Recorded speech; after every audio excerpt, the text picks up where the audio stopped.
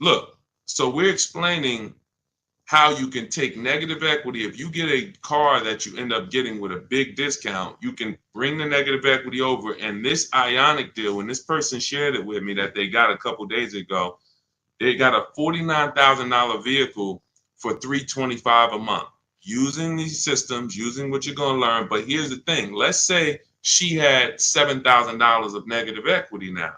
She could literally take that 7,000 into this 2-year lease. That her payment's only going to go up $291. There'll be some tax there, so let's just say it'll go up another $310, and we add that to our first 300. So her payment's 610. Normally, getting a $49,000 car, bringing 7,000 of negative equity over does not equal a $600 payment. That's a $1,100 payment. That's a $1,200 payment. But if you get the right car where you can get tons of money off, and right now leasing some of these electric cars, as long as you know how to get these $15,000, $20,000 discounts off of them and lease them, this is a brilliant way to get out of negative equity, because once these electric car rebates and these electric car discounts go away, the market's very soft on these cars. Once they go away, we're not going to be able to move negative equity over to these leases and make it make sense the way it's making sense now. But for now, huge opportunity. That's what I will be doing. Driving an electric car for 2 or 3 years, taking the huge discount that I'll get from shopping around, and then bringing my negative equity over. And then once the lease is done, you have no more negative equity. You do a fresh deal, and you never have negative equity again. Just make sure when you lease, you get the mileage you need. Alexis Owens, welcome to the group. I see you just follow. Andre Guest, thanks for sharing. Shout out to the sharers. And shout out to the people who tap the screen. Every time y'all tap the screen, watch the likes go up. So if you hear something that you like, you're enjoying it, just start double tapping the screen. Y'all will keep running the likes up. So keep typing your questions in. We're live. Dolan, can you bring some of these questions? I don't know if you had time yet to get some of these questions we got on TikTok. Jason Davis, good to see you. Moni Love. Yes, I actually told Moni Love. She asked, do I provide broker services? I don't do broker services. I do something, in my opinion, we do it better, because a broker still is going to shop, and you're never going to know what their best deal really is. Brokers make a lot of money. I'm in New Jersey, where there's a lot of brokers. There's a lot of brokers in New York, and brokers make a lot of money, and they basically do it based on trust. If I have your trust, and I got the ability to control your entire car deal from start to finish, I have the ability to control where you buy your car from, returning your old lease, could be equity in that. I'm controlling all your money, and I'm controlling it based on a trust system. Then I have, and the thing that's better about being a broker, which is why really, you know who becomes brokers? Car salesmen who get tired of small commissions. Because car salesmen, when we're selling cars, we're getting probably on average 20% of the profit. And if the profit is $3,000, if the profit's $10,000 and we bring home $2,000, okay, that's cool. But brokers, all right, if the profit's $10,000, I could bring home $5,000. I'll split it, because the dealerships look at a broker as another dealer. So that's who usually becomes brokers. People who look and say, man, I'd rather make 2-3 times the money on each car, because I'm my own dealership. So what we do is we work with people and show you how to get all your numbers yourself, show you how to get the market reports yourself. If you use what's in my digital book, Moni, you could become your own broker, because no one actually shops cars the way we do. We do market assessments. So when we're leasing a car, we reach out to 25 dealers online. We never have to talk to them. And we get 5 offers, at least 5, sometimes 7, sometimes 10. New cars, we reach out to 25 dealers online using scripts, email scripts that I wrote. They're already wrote. You don't have to think about them. They're already written out. And then we get 5 offers. And then for a used car, we shop the market. We assess the market from the low side to the high side. We narrow down used cars based on title record, service history, accident history. We verify there's no bogus fees that they're going to try to charge us. Who's done that? You go to the dealership thinking you're going to get one price, and then they hit you with these other fees. This is what you do to avoid these things. We have to have a process for this. And so you could do this and become your own broker, but I would never recommend a broker, because unless they're going to give you a spreadsheet. If they're going to give you a spreadsheet of all the work they did, all the dealers they shopped, all the entire market that they assess for you, then that's a broker that I would hire. And no one does that except us. We'll be launching that service very soon. Very soon. So the people who like Deshaun, man, I mean, if I could just pay y'all to run this whole and do your whole system for me, that's coming very, very soon. But for now, you may want to, shop with us. We have 3 ways that we can help you. 2 ways now. Do it yourself. That's get my book. That's the whole blueprint. If you're a do-it-yourself, Deshaun, just give me the blueprint. As long as the blueprint's official, I'll get it done. That's my digital book. You can get it for 75% off in my bio, in my TikTok bio, Instagram bio, the comments. You get it for $24 if you get there before 30 minutes.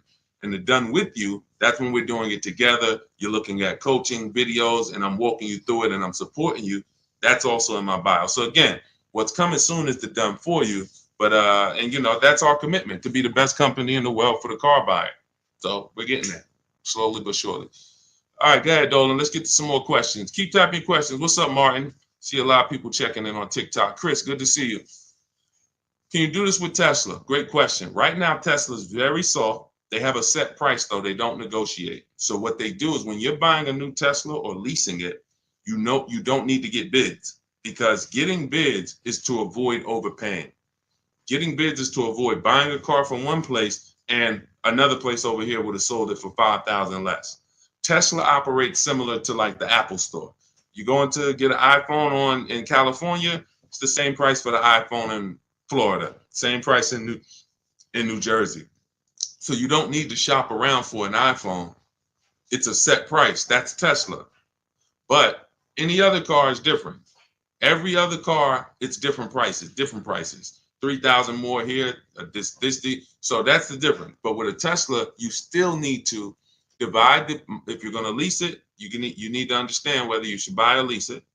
That's based on how long you're going to keep it. And this is proving the point. The point about depreciation that we've been preaching. I've been preaching depreciation so many years to people who say, well, I don't lease cars, Deshaun. They limit you on mileage. That's not true. You can pick your mileage up to 30,000 miles a year for most cars. Deshaun, I don't like to lease. I'm going to beat my car.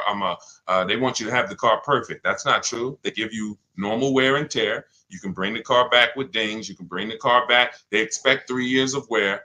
What they charge you for is excess wear, which is similar to negligence, abuse. If you have a baseball-sized dent, that's the stuff. But depreciation, Tesla is proving that people should not have been buying these cars because their cars are depreciating almost worse than any other car on the market. And they sold you based on, we have this brand, Tesla, and people went out and buy these cars. They didn't want to lease, didn't listen to the advice. Now they bought a $50,000 car that lost 20% of its value in a year. These cars that were 40,000, they can get them for 30. This is the dramatic depreciation. Now, had you leased these Teslas, had you leased them, it wouldn't matter to you. You drop it off after 3 years, you pay your low payment. See, leasing protects you against depreciation. Car values drop through the floor, no problem. I'm good. The buyers, that's a horrible situation. I would hate to be in a Tesla that I bought 2 years ago and see the values dropping the way they're dropping. Okay, but yeah, that's what we did. That's the only part of the system that we don't have to shop around for, Brian, which is where we're going to buy the Tesla from. But we still need to understand if a lease makes sense. Divide the monthly payment into the MSRP. If it's 1% or less, you got to steal. If it's between 1% and 1.5%, that's a good deal. The lower, the better.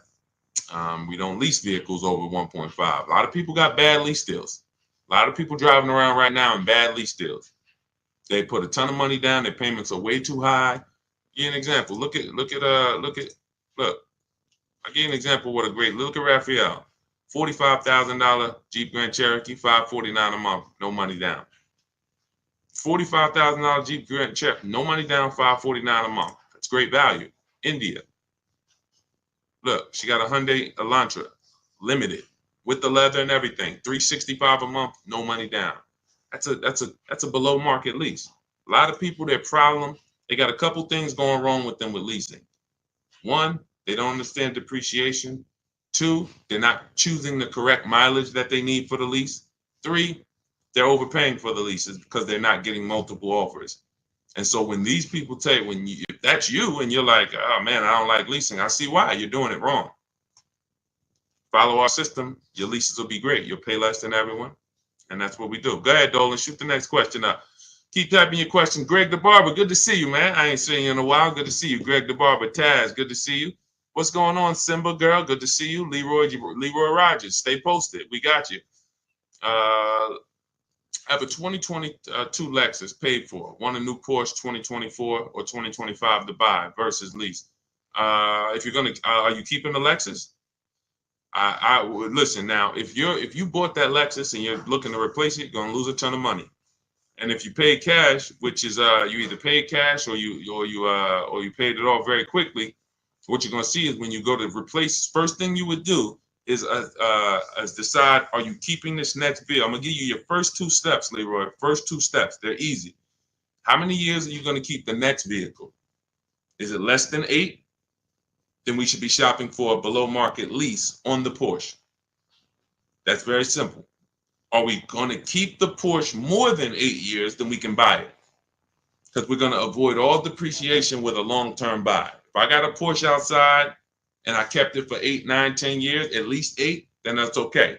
Even if I overpaid for it, which I don't want you to overpay. If you really listen to me, then not only will you win with depreciation, but you'll pay less money for a Porsche than anyone else. I helped somebody get a Porsche Macan. He got 10, 15 grand off. He got so much money off, he didn't even understand the numbers. He just said, I had to get like 10 to 15 grand off of this because he had shopped it his way and he saw the numbers were so much higher. And then he met me, he used our system, and the price dropped by like 200, 300, close to 200, 300 a month. And he was like, I had to save like another 10, 15 grand off of this. I'm like, yeah, that sounds right. So that's the first question. You're going to keep it for 8 years. If you're going to keep it for 8 years, then we buy the Porsche.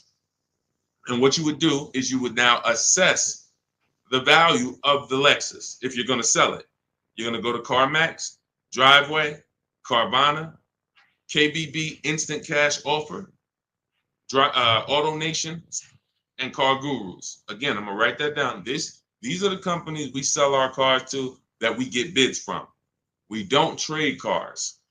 We do not trade cars. The only people that have to trade cars are people with negative equity. That's why we want you to come out of negative equity. We don't trade cars. We sell our cars. And in fact, when you trade your car, you think you're trading it, you're actually selling it. That's why it's on that contract. It's on that buyer's order is, I'm selling you my old car for this amount. So we get bids, six companies, Carvana, Kelly's Blue Book Instant Cash Offer, and this takes 20 minutes. So if you're committed to your money, you're going to do this. It doesn't matter if it's that's why, look, unlearn. It doesn't matter if this is a new process. Deshaun, I never did it like this. Okay, then keep losing money then. These are your 6 companies: Carvana, KBB Instant Cash Offer, AutoNation, CarMax, Driveway, Car Guru, Sell My Car. That's step 2 in my book. So what we just went over with Leroy was the first 2 steps. One is deciding if we're going to buy or lease. How do we do that? We find out, are we keeping our car more than 8 years? If yes, we're going to buy it. Are we keeping it less than 8 years? We're going to shop for a below market lease. That's how we're going to beat depreciation. Now, once that's decided, we move on to our equity assessment. And that's what he's about to do. Go to those 6 companies, get the offers. Greg the Barber, I can't get my wife to understand leasing is better than buying because we trade cars every 2 years. Just bring her on here and show her the numbers. Just show her the numbers. Show her what a below market lease looks like. Look, Rosalie, she gets a $60,000 vehicle, $592 a month. $60,000 QX. That vehicle is $1,300 a month to buy. Let's continue. Teddy, $73,000 BMW. $856 a month.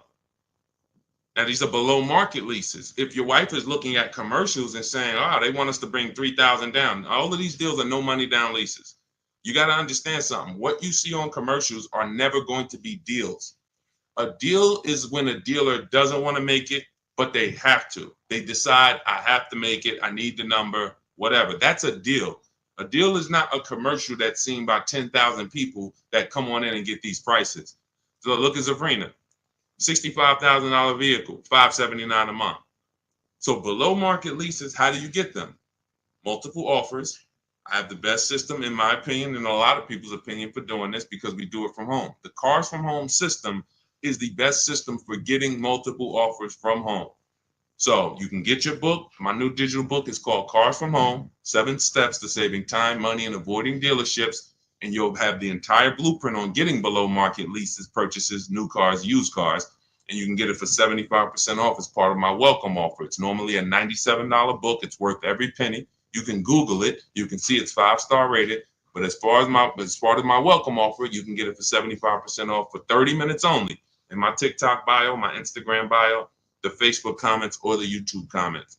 But you got to get there before 30 minutes is up. It's numbers. It's numbers. See, numbers shock people out of emotion.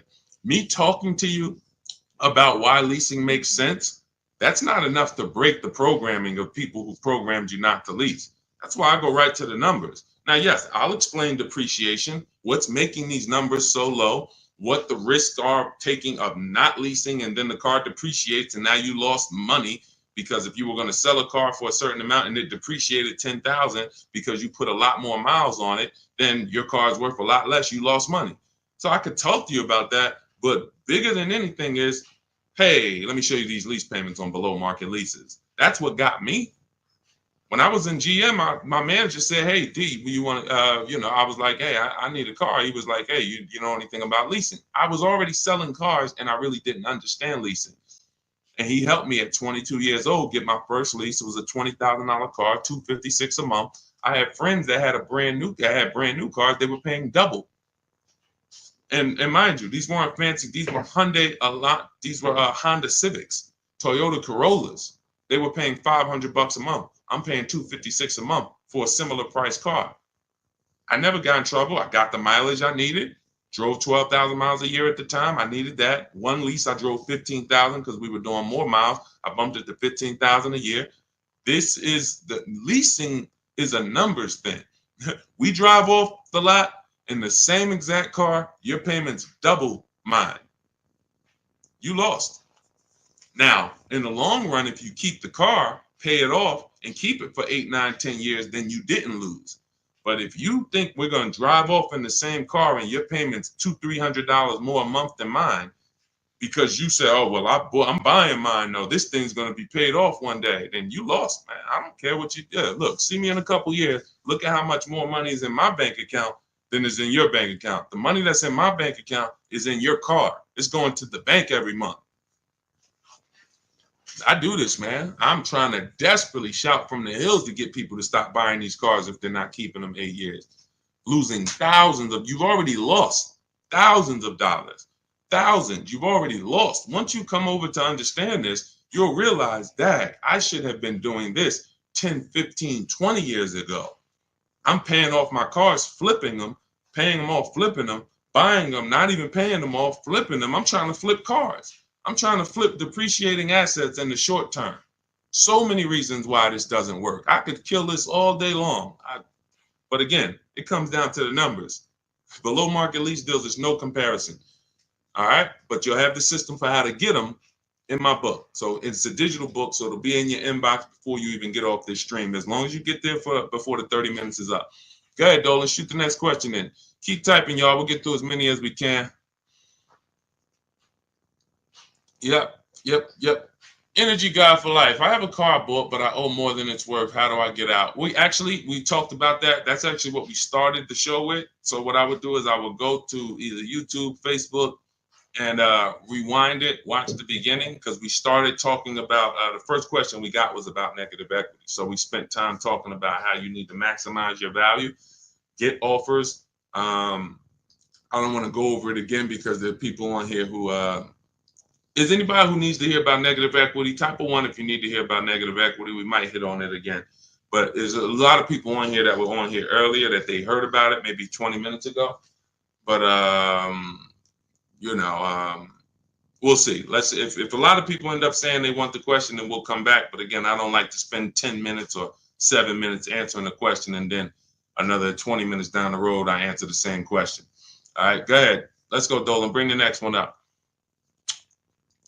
Let's go. Do you have your book in hard copy? No, it wouldn't be available in hard copy because it wouldn't be good to do in hard copy. Websites change rapidly. Vroom, we used to get bids from. Vroom bought a lot of our cars. They were in the bidding process when we sold our cars to them. They were in our equity assessment process. And when we shop for used cars, we use a process I call the multiple marketplace strategy. They were in our multiple marketplace strategy.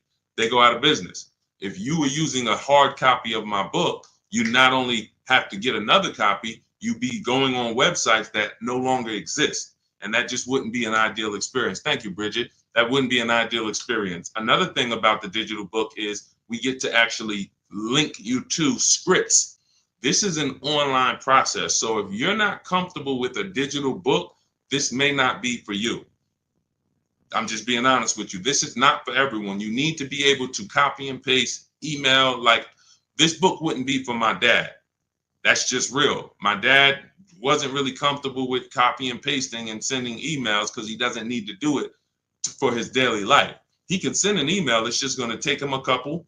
So when we're using our system, we're doing a lot of copying and pasting, opening up websites. So it wouldn't make sense to have a physical book there because I have scripts that we use. I have online calculators that we use that I invented. There's 5 calculators in the book that I actually invented, wrote the code for.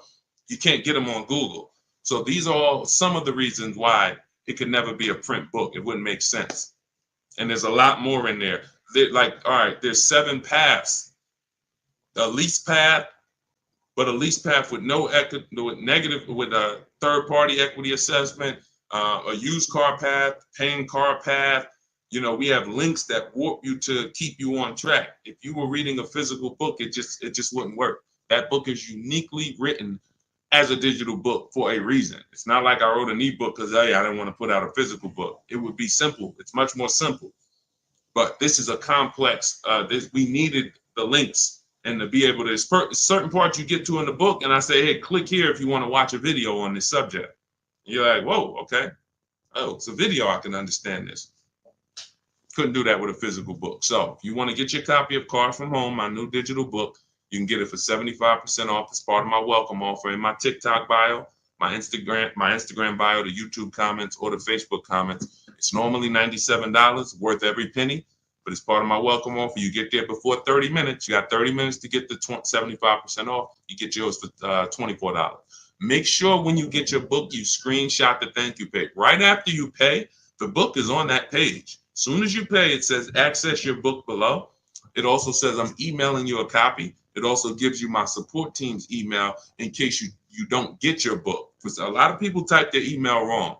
Just reach out to my support team. They'll get you the book. But you have a copy of it as soon as you pay right there in that link. And keep that link. All right, go ahead, Dolan. All right, what is going on? I see you, Greg the Barber. We'll get that one in. What's up, Jackie Cox? Good to see you. We just bought a 24 Jeep Grand Cherokee. We traded my truck, wasn't upside down. Now we got a $900 payment. If you traded your truck, how long did you have the old truck, Greg? What year was the old truck that you traded? You just bought a 2024 Jeep Grand Cherokee. What year was the old vehicle that you traded? What year was the old vehicle? Let me know because I can see your comments. So let me know what year was the old vehicle that you traded in. Just type the year because I don't want. I like to keep the show moving forward fast. So type. All right, it's 2019. That means, so if you didn't have negative equity, that means you just paid off that vehicle, or you put a good amount of money down, and then you traded it off literally as soon as you paid it off. Just depreciation alone. Let me give you an idea. Depreciation alone. This is that 2019 Nissan. What happens is you bought it here. The depreciation on that vehicle over 5 years is like this. Now, if vehicles just dropped in value like this indefinitely, nobody would buy them. No one would buy them because people would be like, why would I ever buy something that is a sliding board of losing thousands of dollars in value? You notice when you buy a vehicle one day, let's just say that you buy a $40,000 vehicle today, what is it worth tomorrow? Let's just say not even a year down the road, a $40,000 vehicle, you buy it today, what is it worth tomorrow? The day after you buy it, throw some numbers out. And I want to give Greg an example of why he needs to be leasing. And if he wants to keep, you're losing thousands of dollars. It's not even a question, but I want to help you through this because again, this is not your fault. It's bad program. People speak very, very loud about not leasing and they sound convincing. They never talk numbers though. That's the clue that they don't know what they're talking about. They never talk numbers. Okay. So a day later, they say you lose 15, 20%. Not that much, Nicole. She said it's half. No, it's about, you lose about 15% in a day. And that depends on how soft the market is. If this was a vehicle that you could have got 15 grand off on, but you paid close to list price, then you will lose 20 grand because you didn't know what the market was. Give you an example. Milligan just got $27,000 off her Mercedes. $27,000 off. And I got to show this stuff because people wouldn't believe it if I didn't show it. Milligan got no, that's Melissa. Milligan got $27,000 off. If you zoom in on that Mercedes, it's a Mercedes EQE, $79,000. She got it for like $53,000. Now, had she bought this car, let's just say it's a $79,000, let's call it 80 just for easy math. Let's say she got it for $5,000 off. You know, she thinks, hey, I'm getting a Mercedes, $5,000 off. That sounds good. If she went back the next day and said, well, I need to give this back to you, I can't afford it or whatever, any reason, they're probably only going to give her $50,000 at best for it because they know the market on it. You overpaid for it. It doesn't matter. Like this vehicle, you overpaid for. So although you paid 75, the vehicle really, the new market was only like 50 in the 50s. So she would lose $20,000.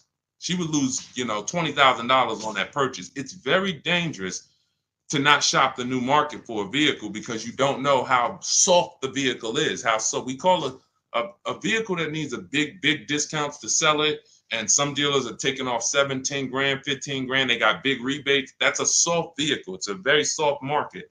Very dangerous to buy these cars without shopping the market because you're going to lose. But let's get back to Greg. If vehicles just kept losing value like this, you never buy them because people will be like, man, these things are just, like throwing a stone in the ocean, but they don't. Eventually, they start to level out. So a vehicle that's worth $11,000, next year it'll be worth $10,000. And then the following year, it's only going to lose, maybe there are people on here now, some of you've had your vehicle so long, the amount that it's worth today is going to be the same amount it's worth next year. Your vehicle's worth $8,000 today. A year from now, it's going to be worth about, 75, 76. This is now what your depreciation looks like.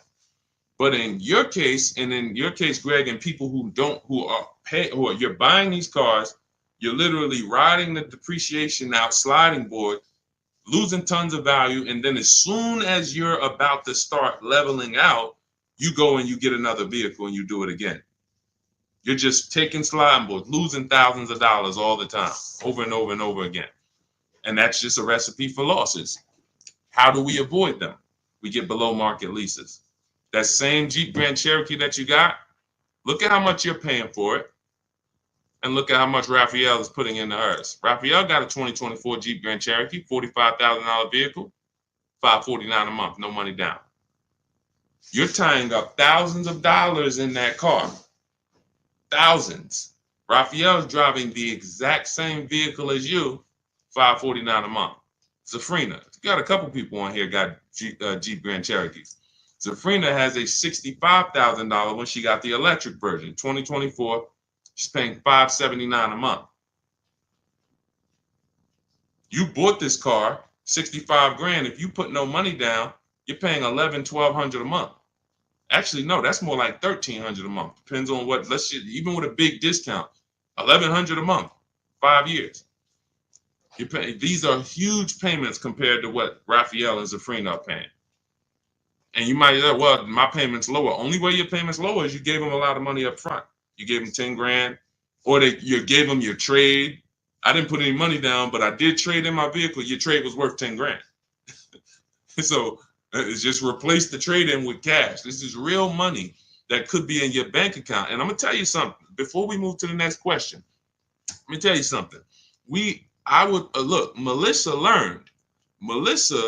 She learned because she was just like you, Greg, just like you, and people like you. Listen, Greg, I'm not isolating you out. This is just a great example of what millions of people are doing.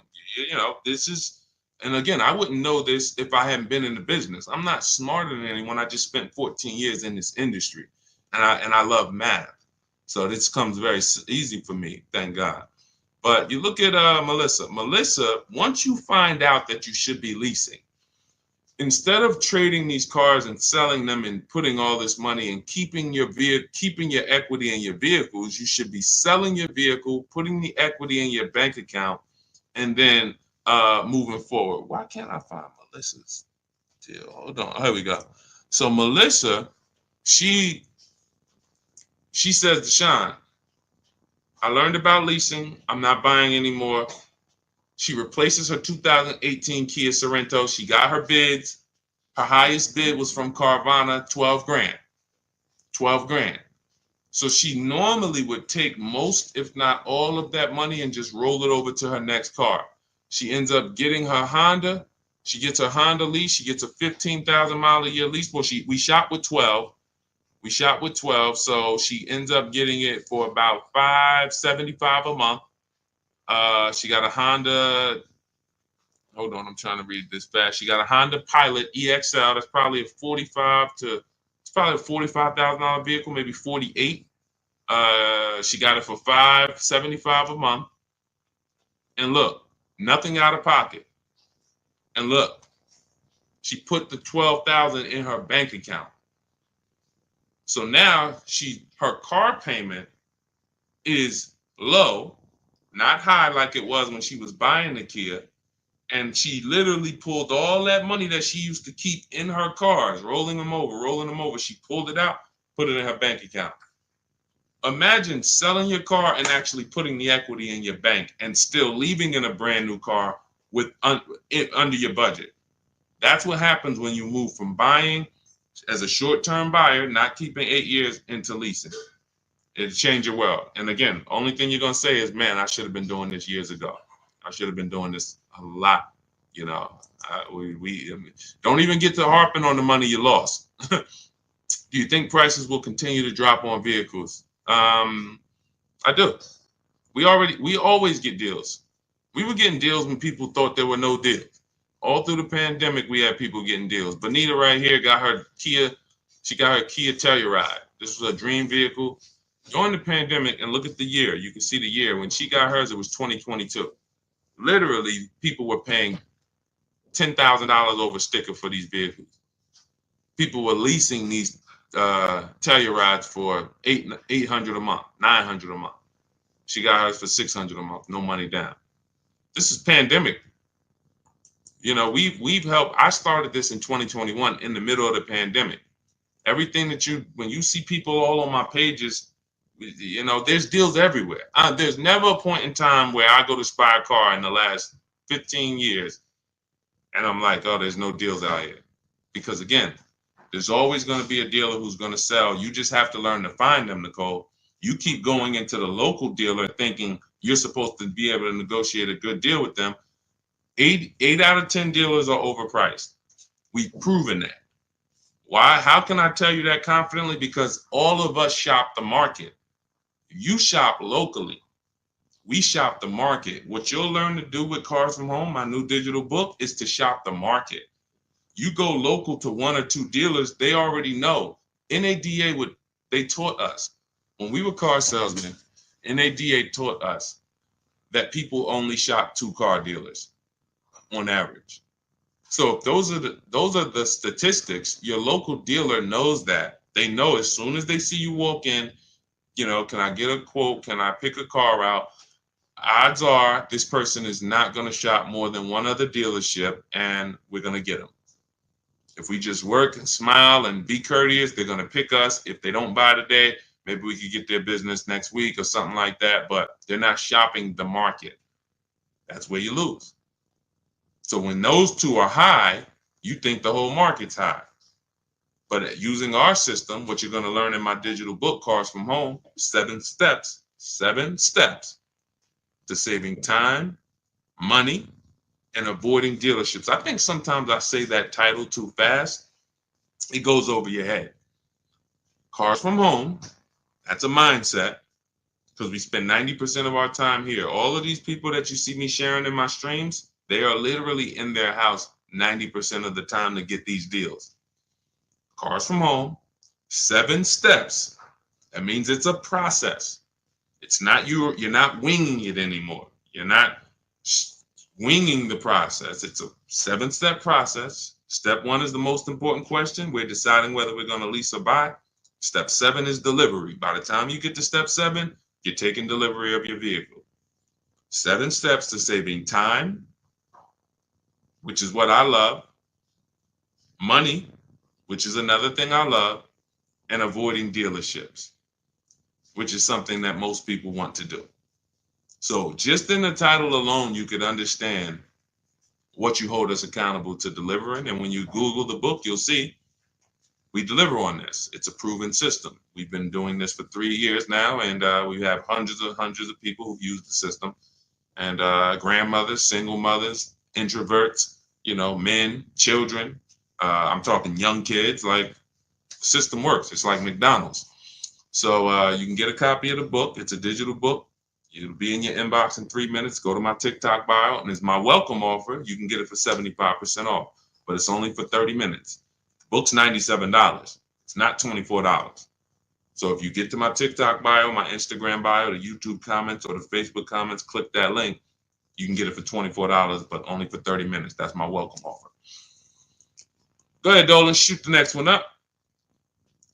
All right. How do I negotiate buying more miles on a lease? You get it up front. It's very simple. We shop with 12,000 miles per year. Shop all your offers. Once you get your best offer, identify who that 20% dealer is. They beat everybody else. You email them, hey, can you adjust it to 15,000 miles per year or 18,000 miles per year? Very simple. If you're doing it your way, then you just call them and say, hey, all right, I'm gonna go with you, but can you tell me what it would be for 18,000 or 20,000? That's what Jen did. She shopped for $39,000 Honda CRV. Her best offer on this vehicle, it's a hybrid, very hot vehicle. This is one of the most popular hybrids over the last couple of years, the Honda CRV hybrid. $39,000 vehicle. Her best offer was $512 a month, no money down, 12,000 miles per year. She adjusted it to 18,000 miles a year. Payment went to $563. Then she signed her deal. So $512 a month, bumped it up to $563. So for $50 more, she's driving as much as she needs, 18,000 miles a year. She's going to bring this vehicle back to them in 3 years. It's going to have roughly 54,000 miles on it. She's going to get something else. That's how you get your miles. It's built in. You're customizing your lease. In the beginning, we customize our leases. The dealers are giving you what you ask them for. You say, work me out a lease deal. All right, I'll do it. Give me a lease quote. I'll do it. In my book, we have a template. This is how you give me your lease quote. 12,000 miles per year, first month's payment only, taxes and fees in the payment. This is what I do for a living. Some of you can't even get deals because you don't realize you're trying to shop online and you don't realize the reason you can't get your prices is because you're not giving dealers what they need to actually even give you the prices. Dealers need to know your zip code to factor in the taxes. But you like, oh, why are they asking for this? Dealers need to know what you do for a living. See if you qualify for any rebates. Dealers need to know what you look, when your deadline is. That's why we have templates that you fill in, email them. Because as a former car salesman, I know what dealers need to give you quotes. That's why it's written out for you. But again, if you want to do it your way, call around and just I would only speak to sales managers. I would only speak to sales managers. If you want to do it your way, I don't care how you get multiple offers. I just know my way is easier because you don't have to talk to people. If you have to talk to people, then you need to be a good talker and you need to know what you're going to say. My way, you don't need to know what you're going to say. I'm telling you what you're going to type. Go ahead, Dolan. Do you think the banks will ever get rid of the points that they pay to dealerships?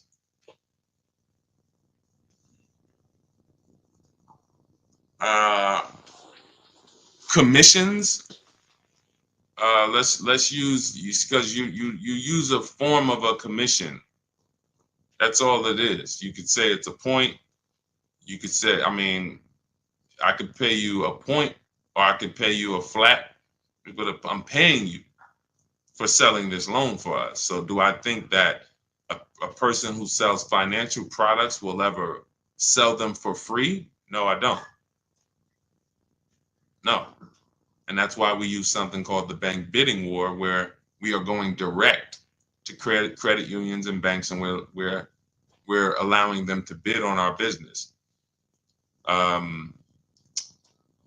Most people don't know that the credit bureaus allow you to have multiple banks and credit unions access your credit report in a small period of time. It's called the rate shopping. You can Google rate shopping and you'll understand that they allow you this. You can have multiple hard pulls within a certain period of time, and you can actually have them bid. They expect you to do that.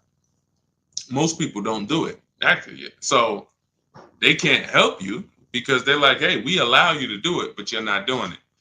You're letting the dealer run you out to multiple banks and credit unions. But if you Google rate shopping, what it says is if you can have multiple banks and credit unions access your credit with the hard pull, and at the end of that period, it's going to weigh on your credit like one hard pull. So at the end, if one hard pull would have dropped your score 10 points, you could have 15 banks and credit unions run your credit, and it's going to drop at the same 10 points. But the difference is one strategy, you overpay for your loan, overpay for your interest, have no price assurance, no price guarantee that you got a good interest rate, and you have the same 10 points on your credit that you hit with the hard pull. The other strategy, you have the best rate, lowest rate in the market. You guarantee it because you have 15 people access your credit and make bids and make offers, and it's the same 10 points hard pull. This is called the bank bidding war. We created this. You can actually, again, when you get my book, I haven't combined this into the book, but when you get the book, you actually get the bank bidding war blueprint for those of you who are going to be financing and getting a loan. So this is everything we talked about in this stream is in my new digital book, Cars from Home, 7 Steps to Saving Time, Money, and Avoiding Dealerships. You can grab your copy for 75% off as part of my welcome offer, but it's only for 30 minutes. You won't pay the normal $97 price. You get it for $24 as long as you get there before 30 minutes. Get to my TikTok bio, my Instagram bio, the Facebook comments, or the YouTube comments. Click that link and then click Get Book 75% off, and you'll have it in your inbox. Make sure you screenshot the thank you page because the book is on that page. I also email you a copy. And just in case you don't get your copy in 5 minutes, you'll have my support team's email. So screenshot that page. But I wanna. There's something I just wanted to say. Hold on. Let's see if it comes back. Yeah, I don't know. It slipped my mind. But listen, this is the. I mean, I take this serious, and the only people who really win, everyone who I showed you, and we could spend. Maybe I'll do it one day. I might spend one stream and just spend an hour just going over 50, 60, 70 people's deals that have used our system. After that, it'll start to get old because you're going to be like, okay, wow, these are starting to look the same. Yeah, they're all good. And then you realize that this is not complex. We're not building rocket ships. All we're doing is we have the best system for making people compete for our business in the auto industry.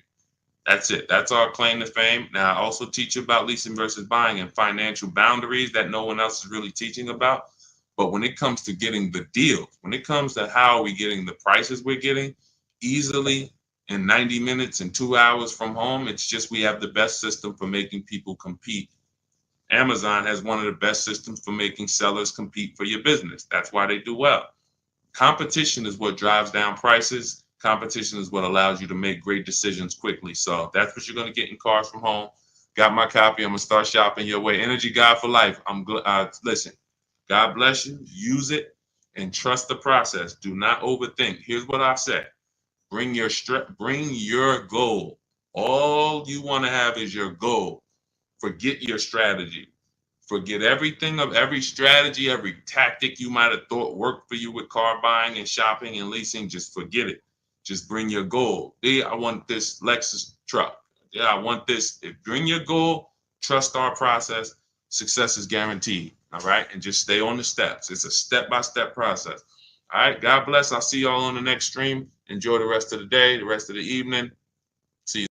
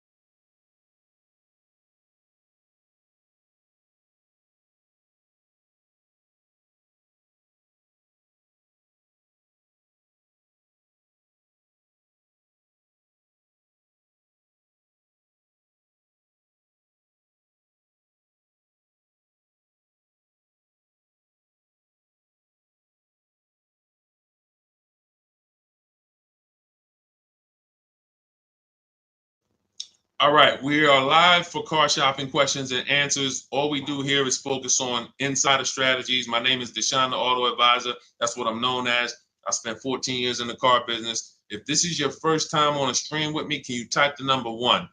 I always like to shout out the first time people who've never been here. Type the number 1 if this is your first time. First time ever being on one of our streams. Miss Nikki, shout out to you. First time. User 130. I'll butcher your name. Welcome. Kenty, I see you. Welcome. Emily, first time. Welcome. Mike, welcome. Welcome to the new people who've never been here. If you've been here with us before and you know some of the stuff we teach, and you've either just learned it or you benefited from it, you already got cars, just type welcome to the first timers. We're a family here. We've been doing this on TikTok and these other platforms for about 3 years now. We've helped thousands of people pay less than everyone else for cars. And we got people all around, collectively right now, we got 2.3 million followers. And all I'm known for is I don't tell jokes. I don't dance. All we do, people know me for helping them save money on cars. That's all I'm known for. So welcome to the people who are first timers. And, Dolan, you can bring on that first question. We got to just keep typing your question because after a while we get so many people on. If you don't get your questions in now, you're probably not going to get it answered. And I'm just being honest because there's more people come on when now we're on Instagram now live. We're on YouTube live. We're on Facebook live. So once these questions start coming in from all these platforms, you're going to have a harder time getting your questions answered. So type them now. Okay, can you explain why someone would pay over sticker price? There's only 3 prices that you can pay for any vehicle, Carla. Market value, above market value, or below market value. Above market value is reserved for the people with no strategy. There are people who just do not have a car buying strategy at all. They would rather get it over with. That's their strategy, get it over with. And they'll close their eyes and sign. They might say no one time, and then they're going to say, all right, I'll take it. And those people pay above market value. They don't have any strategy. That's reserved for them. Market value. That's reserved for the people who negotiate. They're going to feel for the bottom, but they don't actually know where the bottom is. So when you are in a car dealership, you are negotiating. If you're doing this, I warn against this. But again, you're not paying above market value, but I warn against this. Why do I warn against this? Because I spent 14 years in dealerships. You'll never know the bottom. And so if you're trying to feel for the bottom, you are playing a dangerous game because you don't know what rebates we have. You don't know what we own the car for. And so you're now negotiating and making deals based on what you think to be a good deal, what sounds good, what feels right. Dangerous game. Now, sometimes you can gamble and it can work out.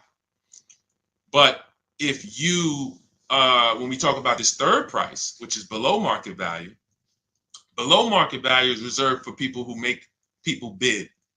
And that's what we do.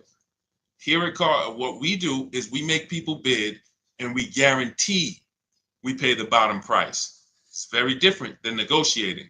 See, who doesn't like negotiating? Type me so I know who I'm talking to. If you don't like negotiating, type me. Now remember, negotiators pay market value. They're not going to pay above. You're usually never going to get a negotiator to pay above market value. But they can pay market value because they don't know what the bottom is. Now, when you're getting bids, those of you who are typing me, I see you, Nikki. I see you, Sunshine. I see you, Miss Nikki. I cannot. The best thing for you to do that will get you the greatest results is to stop negotiating and to start making people negotiate with each other. And that is called bids. So you could be the worst negotiator in the world. I see you, Norna. If you have 5 Nissan dealers submitting an offer to you, you're going to pay less than a negotiator. Someone who's in there negotiating with 1 Nissan dealer, you're going to pay less than them. And I'm going to tell you why. 80% of dealers are overpriced. They are never going to give you a below market deal. Who's heard a dealer say, that's my best offer? Most times they're not lying, especially if they let you walk out. If they let you walk out, that's their best offer. But that's not their competition's best offer. Lock that into your mind, because you know what we're big on here, unlearning and relearning. That's why all around me you see it, unlearning, relearning. You're not going to, a Nissan dealer in one city is a different best price than a Nissan dealer in another city.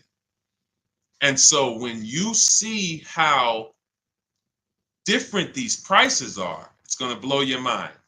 The same $35,000 Nissan Altima, one dealer is going to sell it over sticker to somebody. One dealer is going to sell it for $2,000 off to somebody else. Another dealer is going to take $4,000 off for someone else. They're all different. So the difference, Carla, is not just because I think we've answered your question on why someone would pay over sticker. They're not doing it because they want to. They're doing it because that's all they know how to do. If this is the best, they're doing that thinking, Carla, this is the best I can get. No one signs a car deal without thinking this is the best I can get. You get what I'm saying? So if they're signing it in their mind, I can't do any better than this. And most times they're right. With no strategy, they're not will. This is what it is. We had tons of people during the pandemic paying over sticker for cars. And we all around, while the people we were working with were paying list price and getting discounts still. Felicia came in, she got a BMW in January 2022. This is still heavy pandemic. She got a $1,900 discount on her BMW. And you'll see a ton of people. I'll show you, if you guys have been on my streams, you'll see we show a lot of people's deals, because everybody who makes a deal using our system, they send the deals. And so that's the key, strategy. That's the reason. Learn strategy, and remember, there's 3 prices. Above market value for people with no strategy, market values for negotiators, below market values for people who make people bid. Now, if you want to know how to make people bid, we have the best system for doing that. That's my new digital book. It's called Cars from Home, 7 Steps to Saving Time, Money, and Avoiding Dealerships, because our entire process involves being at home, except for test drives and pickup of our car. We are not in dealerships negotiating. We're only in dealerships to test drive or pick up our car because they don't deliver. So 90% of what we do, and sometimes 100% with a new car, if they deliver, is done from home. So you can get your copy of my new book for 75% off, normally $97. And then you'll have the 7-step process for what we do. You won't pay $97 if you get there to my bio before that's my welcome offer. Some of you have been on here, you've seen my welcome offer, books $97, but you can get yours for $24 in my bio, in my Instagram bio, my TikTok bio, the YouTube comments, or the Facebook comments, and you'll see. But that's what I'm known for. I'm known for helping people step out of negotiating and come into making people bid. It's a different world. Okay? Go ahead, Dolan. We got a lot more questions coming in, so let me try to speed through a lot more of these. Go ahead.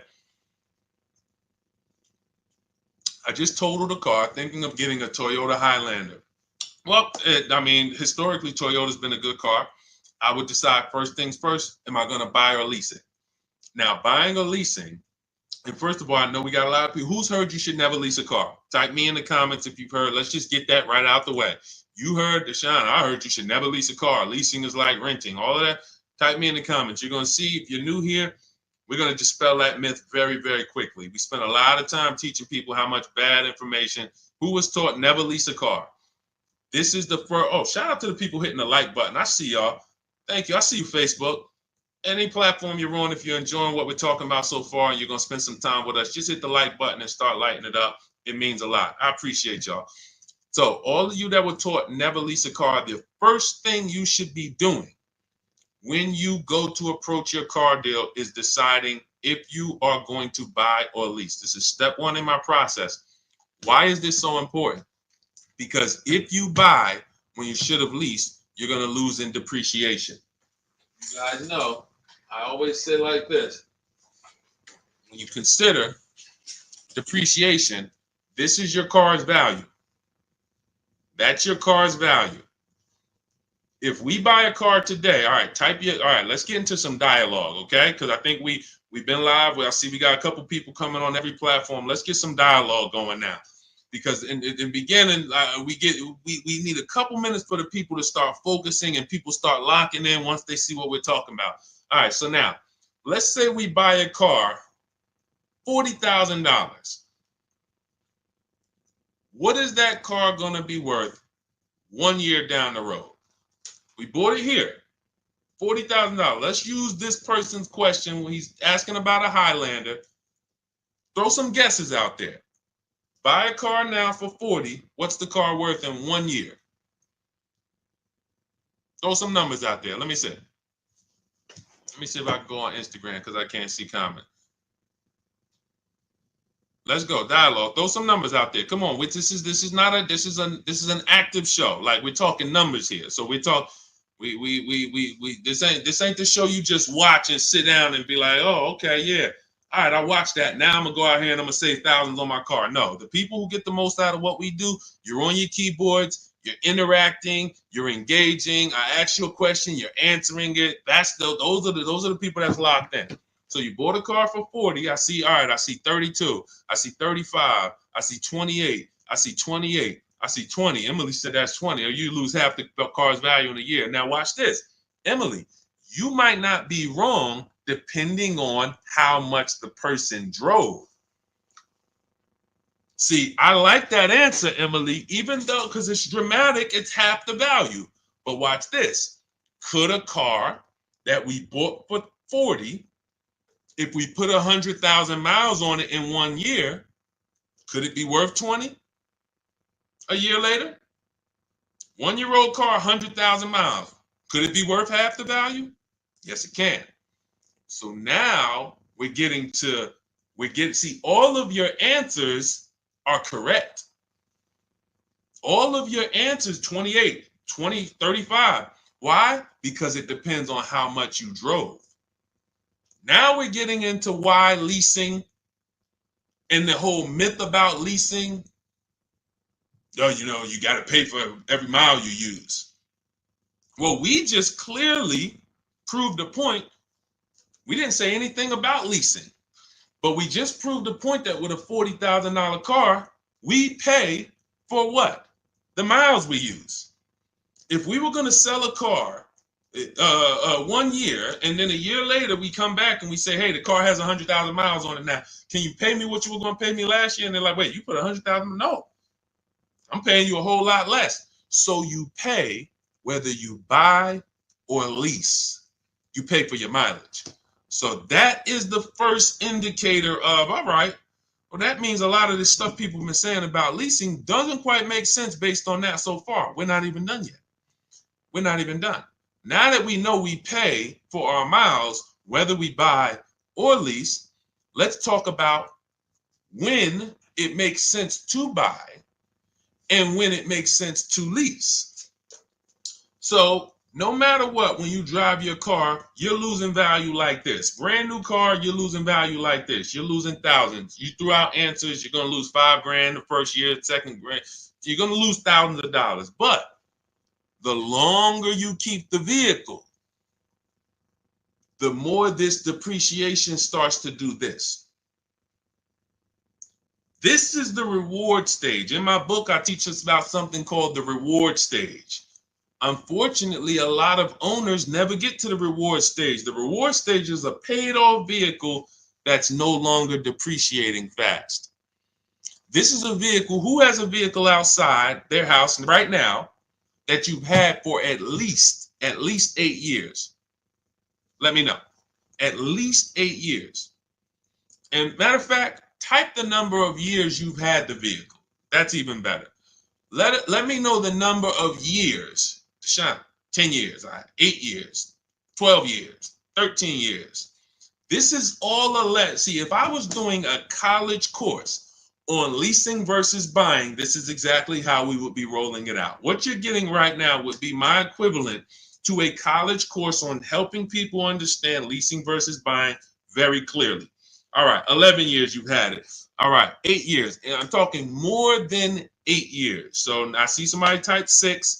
More than 8 years, let me know. Not a lot of long-term people. This is a clue. Not a lot of long-term people. Now let me show you this. Now you saw the goal was to get here. We got a lot of people that are buying their vehicles, but they're not getting here. Which means if we know that that buying a depreciating asset, we're losing like this, what I witnessed in the car business for 14 years was people buying their cars, literally losing thousands, and right before their vehicle was going to stop losing money, like some of these people who have reached a point in depreciate, they've owned the vehicle so long, 8 years, 10 years, that it's no longer depreciating. It's going to be worth about the same next year as it is today. Soon as they get to that, they go and swap and say, all right, I'm tired of this vehicle. Let me go do this again. And they start the whole thing over again. This is what you don't want to do. Maurice, Andre, this is not what you want to be doing. Rita, I see you. You don't want to be buying vehicles that you then trade because you're always on this type of ownership experience. See, and you know who's very clear about this? Cash buyers. Cash buyers will never swap their vehicles over and over, because if you paid $40,000 for a vehicle and then you came to replace it in 2 years and they told you, well, that vehicle's only worth 28 now or 25, you'd be like, dang, I'm not losing that kind of money. But you know who gets in trouble with this? You know who has the biggest issue understanding leasing versus buying? Somebody I call payment buyers. Payment buyers never really understand the actual price they're paying for the car. They see, what's the first question that a car salesman asks you once he's helped you pick out a car and you're starting to get to the numbers? What's one of the first questions that a car sub, when you pick the car, you're like, I like that car, y'all at the numbers, y'all about to talk numbers. What is one of the first questions that a car salesman is going to ask you? And I'm going to help you understand why. Thank you, Little John. Look, and I don't have to tell you guys this. What do you want your monthly payments to be? Thank you, Carla. Listen. When the car business is predictable. That's the reason I could be on a stream, 100 people ask a question and I know the answers, because I know what you guys deal with and I know what I asked. You're not getting I'm trying to identify, are you a payment buyer? Because rather than try to educate you on why being a payment buyer is not good, as a car salesman, I need to make you think you won. And the only way you're going to think you won is not me showing you that even though you're getting a low payment, you really lost. You are, as a car salesman is going to try to get you to the payment. That is the goal. And so payment buyers go in and will buy a car and swap it out and then go into another car, and they never realize how much money they lost because their monthly payment is affordable. They don't realize, like, so what I get you guys to understand here, those of you who are locked in and who really perk up and realize, like, okay, we're talking financial literacy here. Let me lock in. Let me get serious. Let me go get me a cup of tea, drink some water, because we're talking about finances. We're talking about thousands of dollars here. So the leasing versus buying thing is strictly based on depreciation. We threw out numbers based on how much we're going to lose if we buy cars, depending on how much we drive them. $40,000 car, it could be worth 32 in a year. If I drive average miles, if I'm a high mileage driver, who drives more than 18,000 miles a year? Type HM. Let me know. If you are a high mileage driver, you drive more than 18,000 miles a year, type HM. If you bought a car for 40, that car could be worth 28, could be worth 28 in a year. So you're using what's killing you, not your monthly payment. You literally, we didn't talk about that. That doesn't matter. We're talking about what is the value of the car you're driving. That is what's changing based on your usage.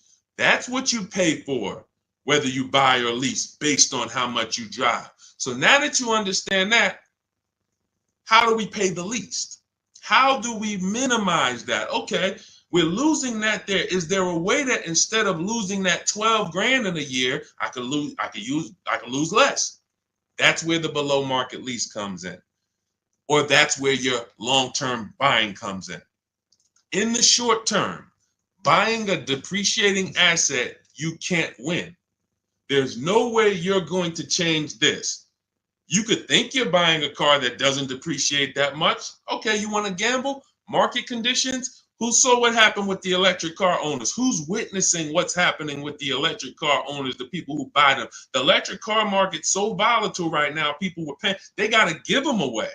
They're doing 15 grand off. Look, some of our biggest discounts for our people who listen to us are coming from electric cars. Milligan got $27,000. Look, if you're on Facebook, YouTube, or Instagram, you can see this. Milligan got $27,000 off. Wait, no, that's Melissa's deal. Hold on, we got a lot of deals to show. She bought a $79,000 Mercedes. She got it for $51,000. It's a Mercedes EQE, electric Mercedes. Beautiful. You see these new electric Mercedes? They're gorgeous. They look like beautiful machines on wheels. She got $27,000 off. Sean, he got an F-150 Lightning, $73,000 vehicle. He got $21,000 off of it. That's the brand new market. That means the new market on these electric cars is very soft. They have to discount them. So when you get 5 grand off, 10 grand off electric car, you could be leaving huge money on the table. But the point I'm trying to make is in the buying, in the short term, you're dealing with the volatility. When we lease in the short term, we don't have the volatility. Let's take a person who leased an electric car. Look, Zafrina, 2024 Jeep Grand Cherokee, $65,000 vehicle. She's paying $579 a month, no money down. Now, she's not worried about whether the price of that the value of that $65,000 Jeep is going to go down to 30. That doesn't matter to her. She's paying $579 a month over the next 3 years. Over the next 3 years to drive a $65,000 vehicle, she's going to pay 21 grand. She doesn't care if the value of this vehicle goes. So leasing protects you against depreciation, but you cannot pay market value. When you see these commercials, you cannot pay those prices. That won't matter. You have to, if you're not getting below market leases, none of this matters. So 2 ways we're going to beat depreciation. Long-term ownership, where it doesn't matter because, all right, first couple years it looks like this, but I own my vehicle so long, now it's barely depreciated. That's going to be 8+ years. That's why rule number 1 in my book, step number 1 in my book is the 8-year rule, which says if you're not buying a vehicle to keep 8 years, you should not be buying. You should be shopping for a below market lease. But those of you who like Deshaun, I keep my cars at least 10 years. Should I be leasing? Will that save me money? No, it won't. Don't even think about leasing. Keep doing what you're doing. You have the discipline to keep a vehicle, maintain it. Things go wrong, you're not flipping out of that vehicle. We got a joke. When somebody, a keeper, we call you keepers. When you got a vehicle that you're going to buy, it's a keeper. But when a keeper's transmission goes out, Dad, man, my car transmission went out. What do? They go get another transmission. If you're not a keeper and that transmission goes out, you're like, oh, man, I'm getting rid of this car. Keepers do things different. You should not be thinking about leasing when you're a long-term person, and some of you are. But if you're like Deshaun, I don't even like doing the maintenance. Man, stuff start breaking. I don't like having to go to the mechanic, fix that. I hate that. You should not be buying these cars. You should be shopping for below-market leases. All right? So that was a long answer to one question, but we used it as an opportunity to really lay the foundation for leasing versus buying, because we had a lot of people who, when I asked them who was taught not to lease, a lot of people said me. So I'm like, all right, we gotta hit on this while these people are locked in. So we'll go deeper on that. Let's go. Let's get to the next question, Dola. Everything I'm teaching is out of my new digital book. It's called Cars from Home: 7 Steps to Saving Time, Money, and Avoiding Dealerships. Let me show that we're already 5-star rated. Thank you to the people who reviewed it. We got lots of reviews on the book, and you can Google it. You can get your copy for 75% off. It's normally $97. It's a digital book, so it'll be in your inbox in 2 minutes. As long as you get to my TikTok bio, my Instagram bio, the YouTube comments, or the Facebook comments before the 30 minutes is up, you get your copy for $24 instead of $97. But that's my welcome offer. 30 minutes, go get it. You can come back to the stream, and you'll have everything we teach. You won't even have to remember any of this because you'll have a blueprint that you can refer to forever. That's going to show you how to get below market leases, below market purchases on new cars, below market used cars. Everything from my 14 years is in that book. All right. Let's go, Dolan. Throw the next question up. Shout out to the sharers. I see you, Brianna. Thank you for sharing. Thank you to the people who share. We couldn't do this without you. The people who hit the like button, who hit the share button, we appreciate you helping us spread this message. All right, Emily, I want to trade my car in. How do I start the process? First thing is to ask yourself, how many years are you going to keep the next car? Before you think about the trade-in, how many years are you going to keep the next car? So everybody who's car shopping now, or you will be soon, I want you to answer this question. Type this. How many years are you going to keep your next car? How many years are you going? I want you to get into the habit of, that's the first question. In my book, when you open it up after the introduction, step 1, my book is 7 steps. First step, if you call me on the phone, Deshaun, I need your advice. I want to buy a car. What's my first step to do? How many years are you going to keep the next car? First question. Let's throw it out. All right, Kelly, 2 to 3. Countess, 3 years. Okay. Emily, hey, Countess, great to see you. Emily, 5 to 7. How many years? Everyone who's car shopping, if you know you'll be car shopping now or within the next 6 months, I want you to let me know how many years are you keeping the next car. 10 to 15. Okay, Nisi Wu, perfect. Let's go. Some of you don't know. So because you've never asked yourself that question. And I get it. You can't invest in a depreciating asset without asking how long you plan to keep it. Any financial advisor who is talking about a stock that is going to go down in the short term would want to know, what is your investment plan? Are you a short-term investor, or are you going to ride the market out? They're asking you that to determine how you can deal with short-term volatility. a person who's not going to keep a stock for 10 years has to plan different than a person who will keep a stock for 10 to 20 years. That's the first question when you're dealing with something volatile. So I want you to ask yourself, all right, I see you, Patrick, 18 years. So look, any one of you who said 5 to 7, 3, you should be shopping for below market leases. If you said 8 or more, I see you 10 to 15. Patrick, 18 years. You should be shopping for purchases, new or used. Now, we'll keep answering more questions. I always like to prove to people. See, my job is to prove to you because I'm coming against everything you've been programmed to do with this leasing stuff. But the biggest indicator of a great lease is super low payments. It's just super low payments. Now, you'll hear from people who have gotten leases, they pay market value, they pay above market value, and you hear their payment and you're like, I say to them, what the heck did you lease for? Your payment's so high, you shouldn't have leased. But it's not that I'm sorry, you shouldn't have leased. Your payment's so high, so when you compare a lease to a purchase, a salesman could say to you, well, you might as well just buy the car. Because the lease deal they're offering you is so bad that a purchase looks close to it. But when we look at Taupe. Taupe got a $54,000 BMW, $690 a month. That's a 1.26% lease. Her payment is 1.26% of the MSRP with no money down, no taxes, no fees. She gave them $690. She drove off in a $54,000 BMW. Danielle, $44,000 Audi Q3. Her payment is $550, no money down. She gave them $550. She drove off in a $44,000 Audi. This is a vehicle that would normally cost, some of you know our rule, financially, every $5,000 is about how much per month on a loan. Every $5,000 is about how much per month on a loan. Let me see how many people are locked in.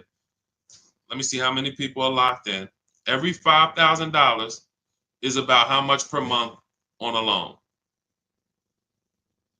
Let's see. Thank you for counting. It's $100. Yes, thank you. So I want you to lock these rules into your head, especially those of you who don't have my book. Every $5,000. Yes, I see you, Inspector Joe. Perfect. Lil John, 120. If the interest rate's high, it could go to 120, but 100 is the good rule to estimate. Kelly, $100. Yes. So $100, which means this $44,000 Audi would cost her about $900 a month on a 5-year loan. Now, that's not even including taxes. That's just the MSRP of the car. Now, her $550 a month payment does include taxes. So if we were to add up taxes, but I'm just saying, let's say she got a discount. Let's say if the taxes were $3,000, let's say they took $3,000 off the car. We're being generous. Her payment's still $900 a month for 5 years. If she took a 6-year loan, maybe she's $800 a month. She's paying $550 for her lease. Let's keep it going. Let's keep it. See, I'm going to prove to you that if you were supposed to lease, based on the fact you're not keeping your cars 8 years, but you bought, you lost. There's no way to win. That's why most of you, when you figure this out, you're going to be like, Deshaun, should I switch to a lease now? Yes. If you don't have a large amount of negative equity that's going to stop you from switching, you should be getting out of that finance deal and switching to a better finance strategy where you could drive better cars for less money. Look at luxury cars. It still applies. This is Kimberly. Kimberly got a Maserati, $91,000 vehicle. She got it for $944 a month. That's a 1% lease. Her payment is 1% of the MSRP. Now I didn't create the 1% rule. All the savvy leasers know about the 1% rule. If you can get a lease deal 1% of the MSRP or less, you stole a vehicle. That's a steal. Now, what I created was the 1.5% rule to know when you're overpaying for a lease. That's in my book. If your lease payment is over 1.5%, you're paying too much for that lease. It's a bad lease program, or either you haven't shopped around. And we don't go into the dealership and say, get me to a 1.5% lease. That's ridiculous. That's like saying, get me to if Kimberly went into the Maserati dealer and said, get me to 1.5%, her payment would be $1,200 a month instead of $900 a month. So it's key is understanding the range where all right, 1.5 is the max where that it makes sense to lease that vehicle. And then anything lower is just better, more and more value. But there's a lot of 1% leases. Greg has a 1% lease, $527 a month on a $56,000 Kia EV6. You saw Zafrina. Look, Jen. Now, this is a higher mileage lease. We had a couple people on here. You typed in HM. I asked every high mileage driver, if you drive more than 18,000 miles a year, type HM into the comments. HM. We had a lot of people type HM. Now, she drives 18,000 miles a year because there's a myth out there. I know all the myths about leasing. Deshaun, I thought you couldn't lease if you drove a lot. Okay. We have leases that you can lease literally most cars up to 30,000 miles per year. I see you, Kelly. So when you look at this, Jen, we always shop our leases with 12,000 miles per year. That's how we get our offers. In my book, I teach you how to connect with 25 dealers online in 20 minutes. Our entire shopping process to get below market leases takes no more than 90 minutes. First timers, though, give yourself 3 hours to work the process and to get bids, new cars, used cars, leases. But when she gets these offers, she gets her $39,000 Honda CR-V hybrid, $512 a month. That's a 1.3% lease. Once she got her best offer, she found a dealer. We use a system. I created a system called the 25 to 5. We connect with 25 dealers to get 5 offers. Because as I said, which you'll see when you use this, 8 out of 10 dealers, 80% are overpriced. There doesn't matter how much you negotiate, they're not going to beat the lowest price. That's just what they do. If they can't make a bunch of money selling the car, they won't sell it. And that's okay. We don't care about the 80%. We just buy from their competition. We find the 20%. So she gets her $512 a month lease, and then she had them adjust it from $512 to 18,000 miles a year, and it's $563. For $40-something, $45 more a month, she goes from driving 12,000 to 18,000. And that is, it's not being a high mileage leaser, unless you have no negotiation, unless you have no shopping strategy, being a high mileage leaser doesn't result in, I'm paying $200-$300 more a month than what I would get. All you're doing is adding a couple more dollars for your high mileage after you've already shopped your best deal, and you can drive as much as you want. Jen can drive her 18,000 miles a year, drop off her Honda after 3 years. If she bought that Honda and drove 18,000 miles, think about how much she'd be depreciating it. In 3 years, she got 56,000 miles. 4 years, she's got 70-something thousand miles. Think about how much that Honda would depreciate in 4 years with 70,000 miles. She's paying $563 a month. She'll drive it for 3 years and go do it again. She's never tying up her money in this vehicle. Not to mention, if she bought that vehicle and did a no money down deal like she did on her lease, $40,000 vehicle, taxes, everything, she's paying $800 a month plus. And she's going to have negative equity because she's depreciating it too much. So these are the principles. The first step, when you said, how do I start the process, Emily? First step is, how many years am I keeping the car? I call it the most important question. That's why it's first. If your answer is 8 or more, we're shopping for a below market purchase. A below market purchase could be a new car, could be a used car. If your answer is less than 8, I'm shopping for a below market lease. That's how you start the process. Step 1. All right, go ahead, Dolan. Next question. That's why I'm thinking of a 2-year lease. Now, 2-year leases, you only get them if they're advertising them. They don't design leases for 2 years because they want the cars back usually in 3. So 2-year leases usually don't have a good program, no support, bad residual values. They don't want the vehicles coming back in 2. They want them back in 3. So when we reach out to dealers, if there's a great 2-year program, they'll tell us about it. And shout out to y'all. Can y'all keep running those likes up on TikTok? Let's see if we can get to, I don't even know. I don't like to have a goal. Let's just, if you're enjoying what we're doing, every time you tap the screen, every time you hear something you like, just double tap the screen. Y'all see how fast y'all run the likes up. I appreciate y'all. Miss Nikki, when is the best time to buy? Now, that's a great question. Don't fall for marketing.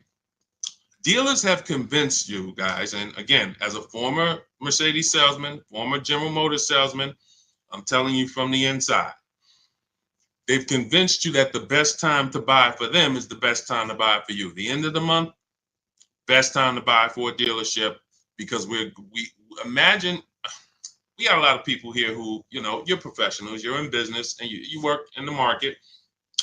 Imagine a business, right, where every single weekend you were going to get a ton of people, almost without even trying, because something had happened where they thought they were somehow going to get something better that you couldn't offer another time. That's just the way it goes. Like, somehow Friday comes, Saturday comes, it's a line. Now, hey, holiday comes, it's a line. Now, this is great for the dealership, because it's work you don't have to do. You don't have to spend a lot of money on advertising at the end of the month. You don't have to spend money on advertising when it's dead, because you're like, all right, it's nobody in the showroom. We need to get some customers in here. But Miss Nikki, when you ask the best time to buy, let me explain. I want you to lock something in your mind. What a deal is. A deal is when the dealer doesn't really want to make it. A deal is not when a dealer says, send me all your people, I'll give them the same deal. A deal is not when the dealer says, hey, we threw in the floor mats and we threw in a warranty for you. That means they had a lot of money left. A deal is when there's no money left to throw in anything. The deals that I've made that I remember that was so good for the customer, but bad for us as the dealership. Now, I don't mean bad like we lost. I mean bad like we didn't make any money. We didn't want to repeat them. And I've had to tell the customers, listen, my business runs off referrals. I would appreciate if you refer friends and family to me, but do not tell them what you're paying, because I might not be able to repeat this deal. I can't promise you that I could repeat this. We don't want to do another deal like this. We'll do the best we can for them, but we can't repeat this. That's a deal. How do we get those? Whenever you see these people that I named and you see these prices and you see these discounts, Milligan got $27,000 off, Kimberly gets $20,000 off her Maserati.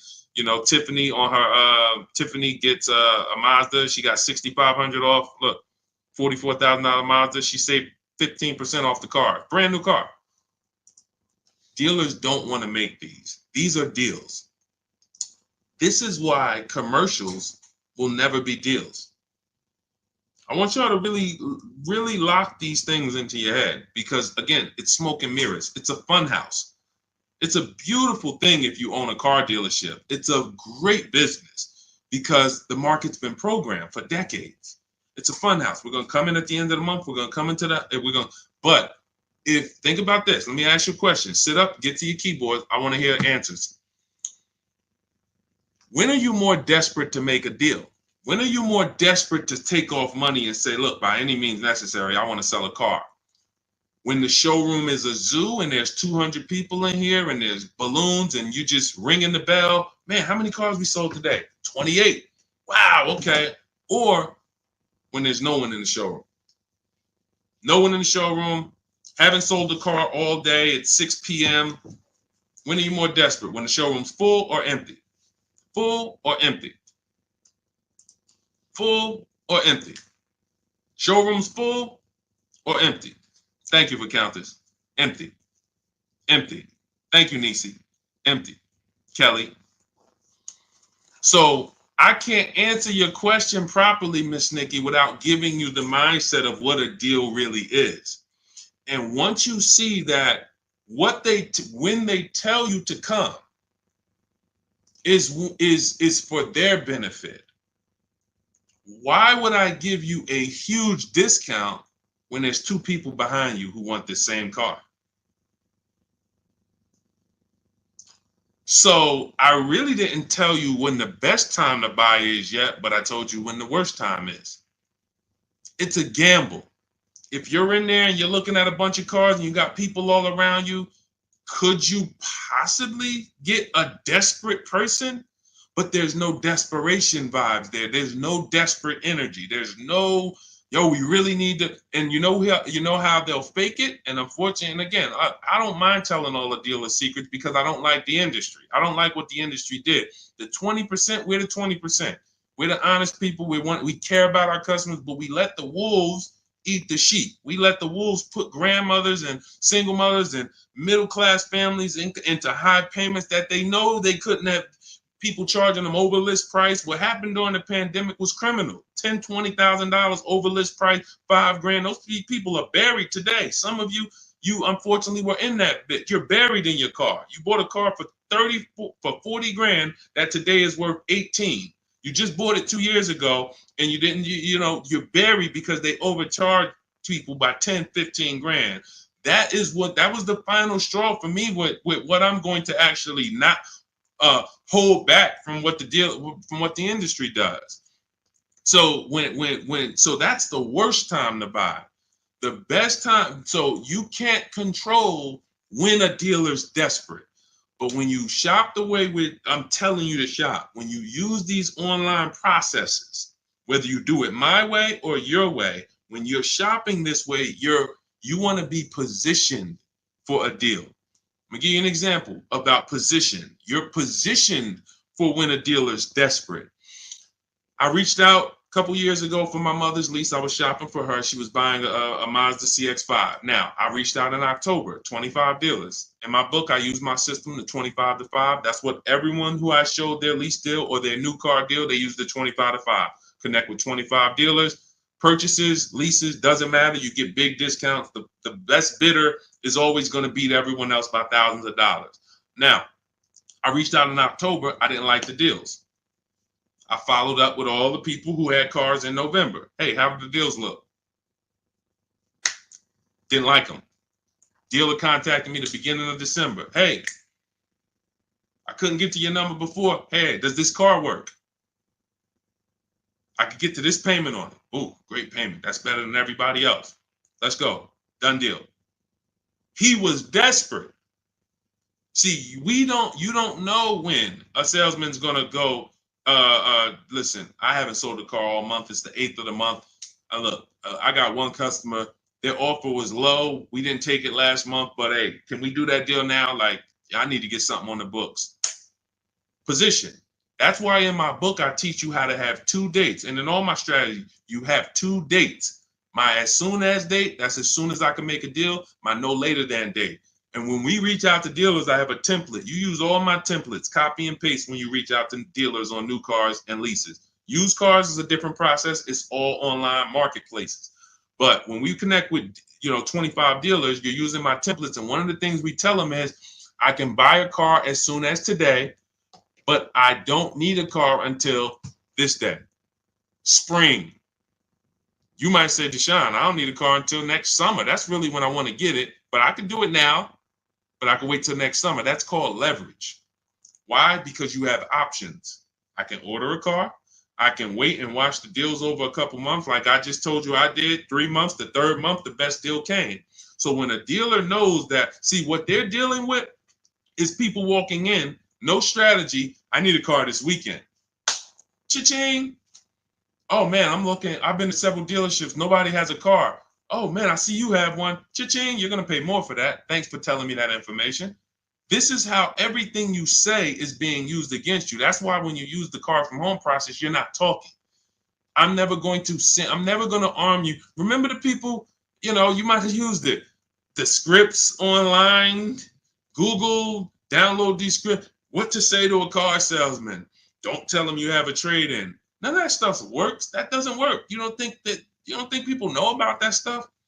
So that you can't, you're dealing with someone who negotiates 3 times a day, 5 days a week on cars. You might negotiate 3 times a day, 5 days a week, office equipment. So the point is, when you are positioned, when you're positioned, which means, I'm not always going to wait till the last minute to start to enter the market. You've been trained to just wait until you need a car to enter the market. I'm telling you that you might be in an emergency now. Look, if you're in an emergency now, you look at somebody like Ansley. Ansley started the process and he did it in 3 days. Got a 1% lease. He said 1 car down, 2 more to go. He's paying. He got a 2024 QX60, $58,000 car, $554 a month, first payment down, which is a no money down lease deal. $554, $58,000 vehicle. That's under 1%. He said, look, I started the process Saturday. I accepted a deal Monday. I told you, our process is a few hours. When you get good, it'll be 90 minutes to 2 hours. You can get any car. But in the beginning, first time, it's going to take you 3 hours, maybe 4. But the point is, positioning is where you want to be. Because when you are connected with so many dealers and they have your information and they know you can make a deal, but you don't have to make a deal now. They know what you want. They're going to get all the people out the way who are desperate now. All right. I see you, Mercy. I see you, Stevie. I know you want a car, but you know what? I can't get to this price. And I got all these people in the showroom now. Let me sell them a car, sell them a car, sell them a car. All right, let me sell them a car. They're not getting good deals, but look, let me just sell them. But they're right here. This is like low-hanging fruit. I see you, Stevie, but you said you don't need a car until later spring. I might make a deal with you, next week or next month. But right now, let me get to these people. Now, all of these people start going. Now, they're looking for people. Man, I ain't got nobody else to sell. Oh, Stevie. Man, I need a deal. All right, see, they can't give you the same deal they're giving all these other people that's in there with the desperate energy. They're gonna give you the, hey, listen, Stevie, and it's not a phone call. I know I'm simulating a phone. We don't talk to dealers. We don't talk on the phone. In fact, one of the things I do when you get my book is we actually set up a shopping phone number, Google Voice, send it to voicemail, so we never talk to dealership. Again, this is a McDonald's system for car buying. But anyway, hey, connect by email. Hey, Stevie, couldn't get to your number. Miss Anderson, couldn't get to your number before. Can we make a deal now? Because I think I spoke to my manager and I think we could get to your number. Desperate. Call me. Who wants a dealer to reach out to me when you're desperate? Type me. Type me if you're like, yeah, I like the idea of a dealer reaching out to me when they're desperate. That's what we do. That's positioning. I see you, Emily, Jeffrey, Robert. That's the name of the game. Okay? So if there is no purpose, you can't time when a dealer is going to be desperate. You can't time, but again, we didn't talk about the best time to buy a car because there's no best time. Again, you can't time that. You can only be positioned on the market to know. And it's a different strategy with used cars. So that's a different strategy. We get positioned a different way and we watch the market with used cars. But you know the worst time. Everyone who's been on here for the last 10 minutes, you now know the worst time to buy a car. Let all the people who want to go in there on Labor Day, go fill those showrooms up. They're going to serve y'all donuts and bagels until and keep you from leaving. Keep you from leaving, but you're not getting deals. There's no desperation there. We got a line of people. This is time to make money. People doing their most numbers. Hey, how many cars you sell today, man? I did 4. 4? Man, I almost got there. I got 3 though. This is a money-making day. This isn't. You want the salesman after you get your car to be like, dang, I ain't make nothing on that. Make it on the next person. Not us. So this is all what Cars from Home is about. My new digital book, Cars from Home, 7 Steps of Saving Time, Money, and Avoiding Dealerships, teaches you my exact system on how to get below market leases, below market used cars, below market new cars, step by step. I walk you through a 7-step process. Step 7 is delivery. And it's front to back. Everything's accounted for. There's no guesswork. You're not coming up with your own ideas. You bring your goals.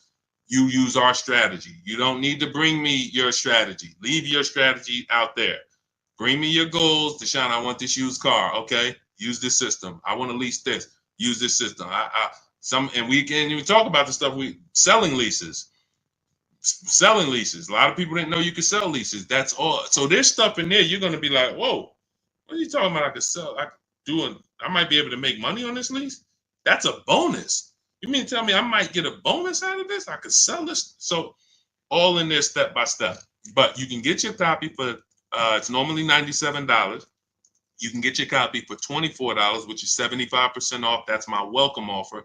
If you get to my TikTok bio, the link, my Instagram bio, the YouTube comments, or the Facebook comments before 30 minutes. That welcome offer is only for 30 minutes. Once that timer hits 0, the price does go back up to $97. It's worth every penny at $97, but 24 is better. So get there, get your book, and after you pay, be sure you screenshot the thank you page. You're going to see on that thank you page is the link to open the book. It says it right there. Click below to open the book in case you want to save it to your phone or your computer. I also email you a copy, but sometimes people type their emails wrong. So also on that page is my support team's email. In case you don't see that email hit your the book hit your email, you typed your email incorrectly. Happens all the time. Email my support team and we'll get you your copy over. So, all right, go get your book and then come on back to the stream before the timer hits 0. Go ahead, Dolan. Mike, what does certified mean on a used car? Great question. Also, how do I negotiate with CarMax no haggling policy? You can't. As far as I know, CarMax does not negotiate. So let's talk about your first question. Certified. Certified is a process of restoring a vehicle that is used to as close to new as possible when it comes to the components. So there's a full checklist of things that the service department is going to do on the car, everything from the windshield wipers to some certified standards. They even repair the upholstery to, just electronics. They're checking. Everything has been checked to make sure that it is of a certain quality. Here's what it does not protect against: previous owners' incompetence or lack of maintenance. So somebody connected with me the other day. They asked me, this is in my private group. I have a private group, so I don't answer private questions. If I'm not answering a question on stream, I can't do DMs, I can't do emails. But they were looking at this car and said, this car, one of the things that is a non-negotiable, remember this. If you have my book, you don't need to remember this. But non-negotiable when buying any used car, service records. We must see a Carfax. We must see service records. That is the biggest indicator of it. Well, there's one more indicator, but this is the actual biggest indicator is the DNA, what I call the DNA of a car. Certain cars have a history of the transmission going at 80, 90, 100,000 miles. You have a high chance of the transmission going at 80, 90, 100,000 miles. It's public record.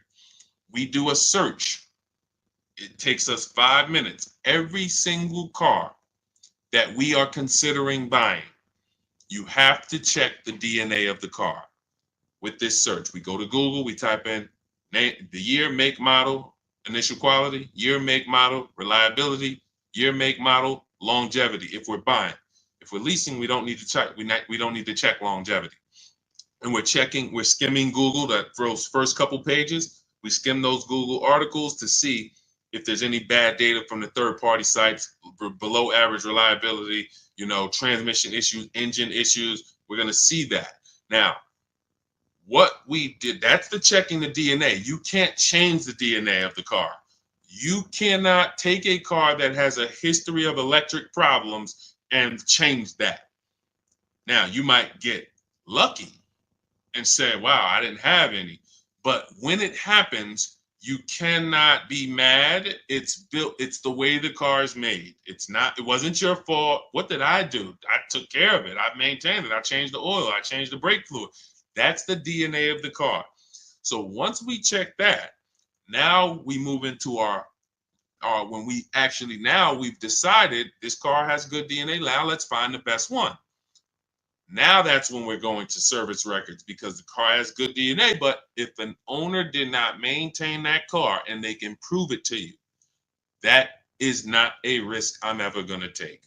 Hey, but I changed the oil myself, man. You know, it's not on the Carfax. I changed the oil myself. I'm sorry. That is not a risk I'm going to take.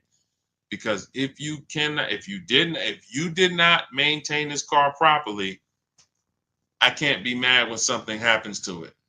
So that is one of the biggest things that we look for. And they can certify a car, Mike, and it has very limited maintenance history. So you might think, oh, it's certified, it got to be good. If you look at that Carfax and you see serviced at 5,000 miles, 10,000 miles, 30,000 miles, there's a gap there. Wait a minute, what happened between 10,000 and 30,000? Where are the service records? I would never get that car. I don't know. Yet 20,000 miles. Maybe they did change the oil. Maybe they didn't report it, even though places like Jiffy Lube and Anco, small spots, they report. But maybe they didn't. I don't know what happened. And because I don't know what happened, for that reason, I'm out.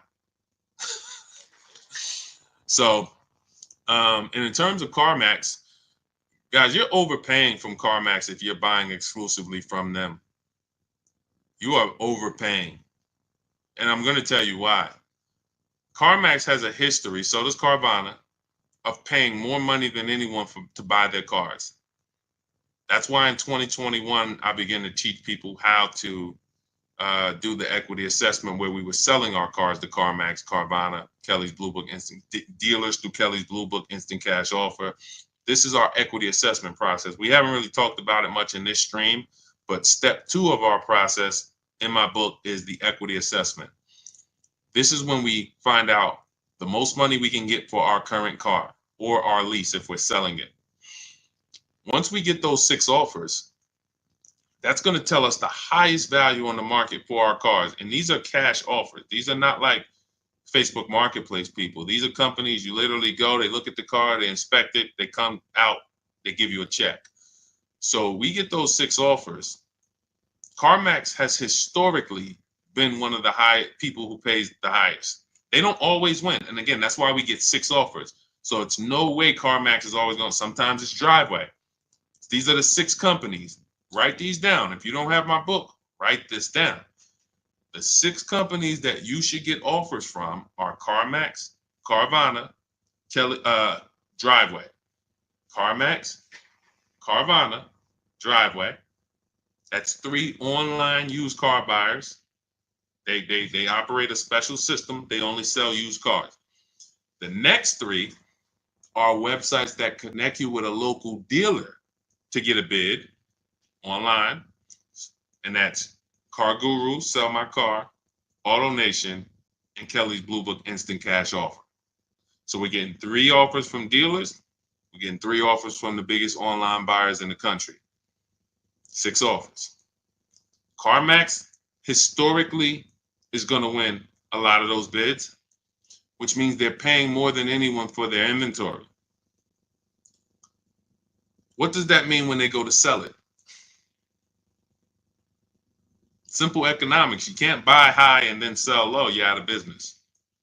So what they're depending on, Mike, is people like, I'm not going to say like you, even though you're asking exclusively at CarMax, seem like you're locked in onto a car at CarMax. And you probably want to haggle because the price is high. If you looked on other websites, in my book, I teach you how to look on 8 marketplaces. 8.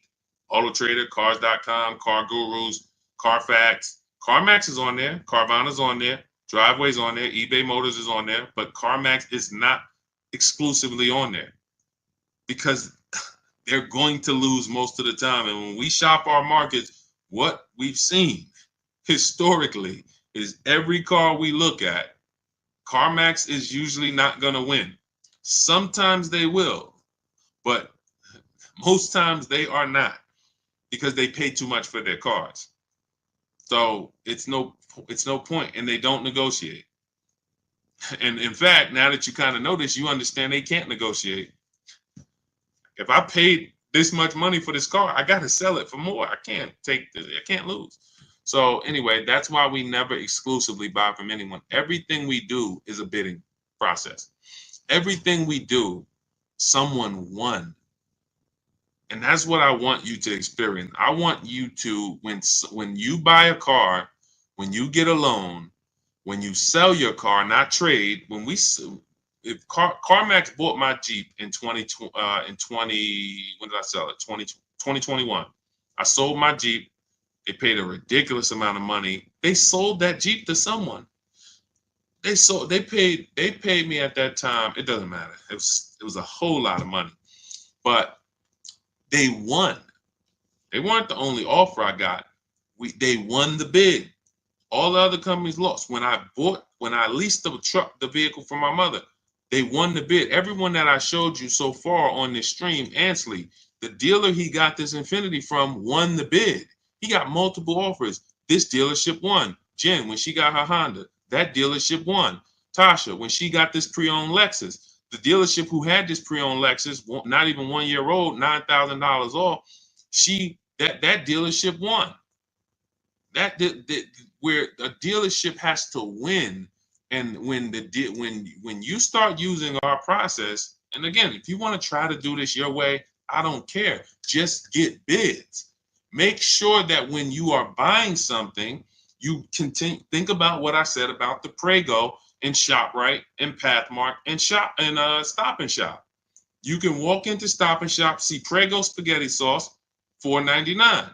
You go into Stop and Shop, same Prego, $5.99. You go into Pathmark, it's on sale today, $2.99. Same exact product. The garden vegetable.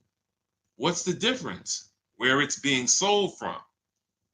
So that's how you have to view the car market. That Nissan I'm looking at, you have it for one price. What is the dealer who has it? What does he have it for?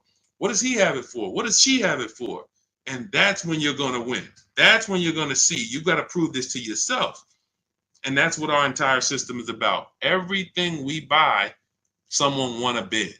That's why you could be a horrible negotiator. You're going to win with us because you're not negotiating for a deal. Essentially, all these people are negotiating with each other. So that's to answer your question, Mike. You learned about certified, and you learned why I would never exclusively be buying from CarMax. All right? Go ahead, Dolan.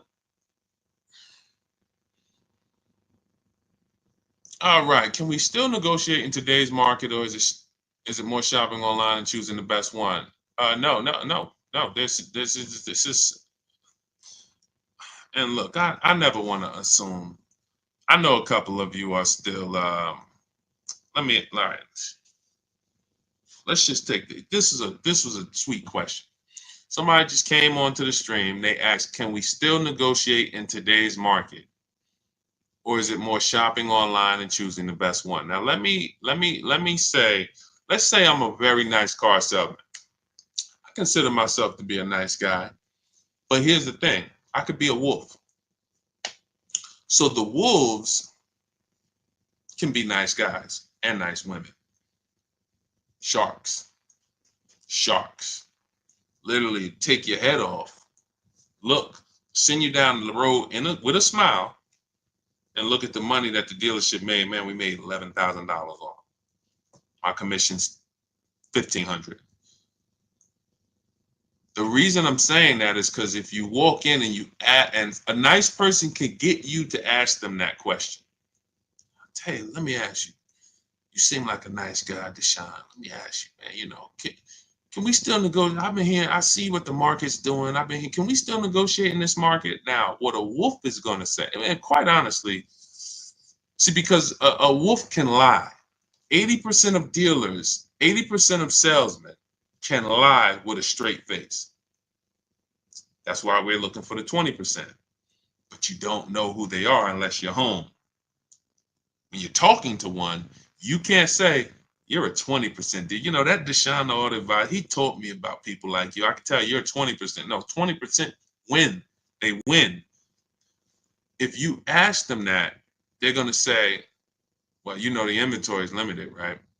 And you know there was a strike. You remember last year? It's like we wanted the prices to go down. Like, I always like to make deals for people like you. And, I love being able to take money off and get you to where you want it to be. But pandemic got limited inventory. Then we went and we got a strike. You remember the union worker strike? Now interest rates are very high. There's always going to be something they can say.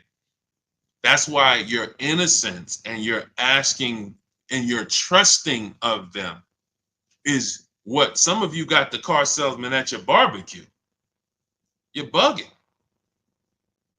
You're bugging. And let me tell you something. A car salesman who will earn your business each time. This is how you're going to know. This is how you're going to know.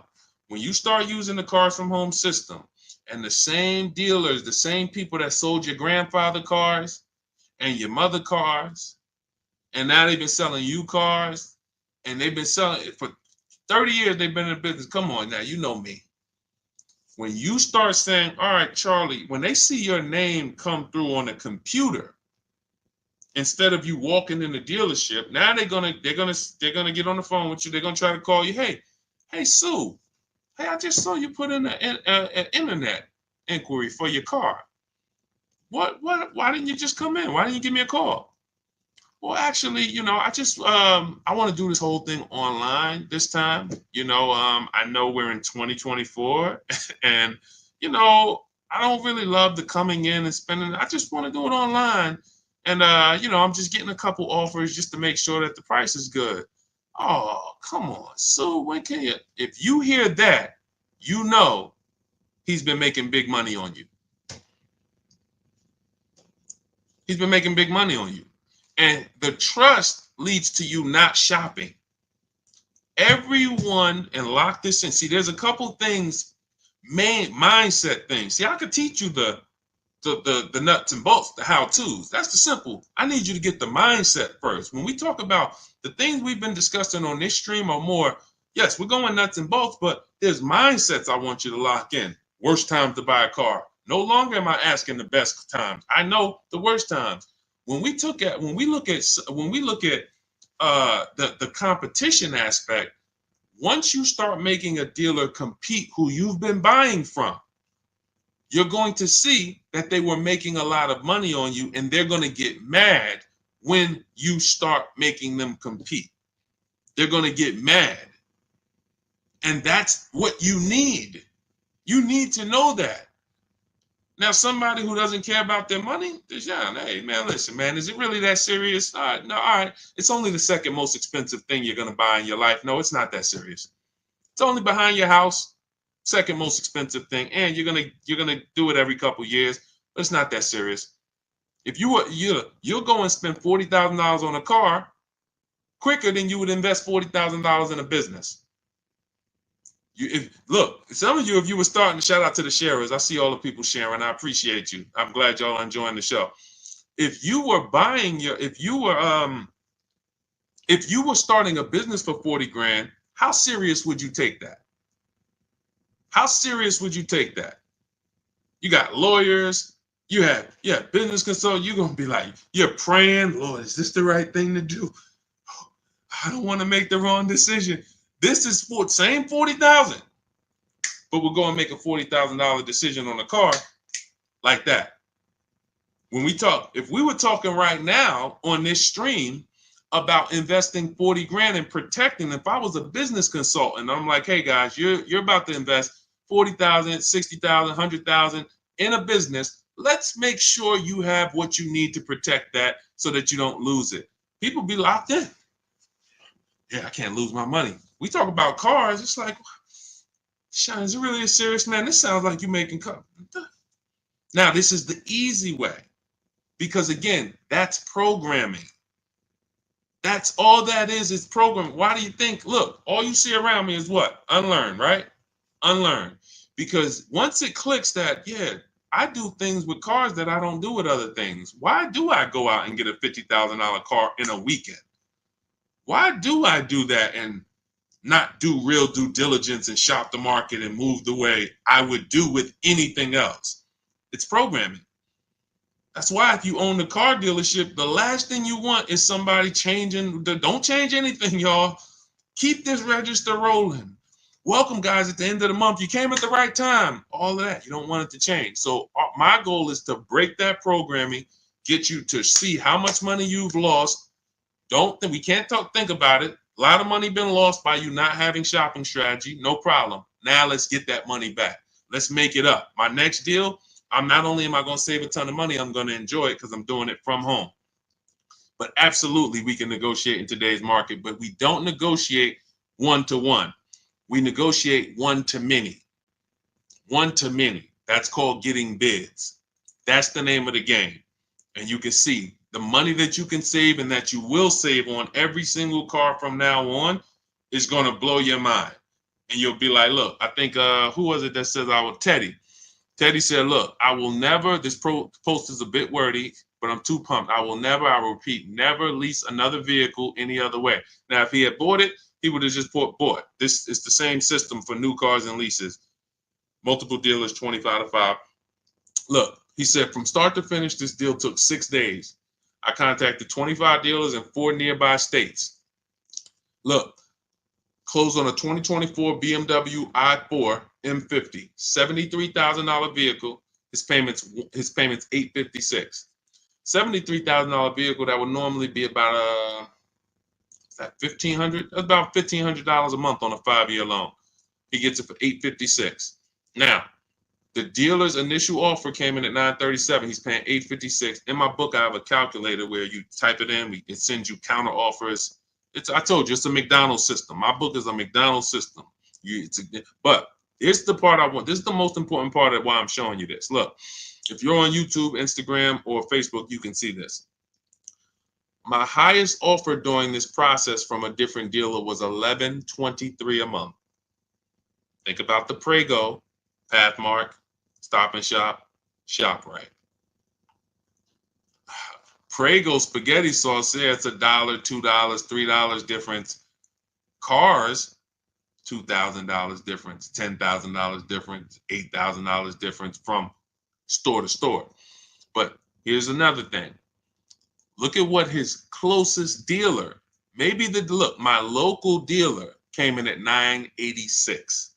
That's Charlie. That's Charlie that been buying cars from. Look down the street.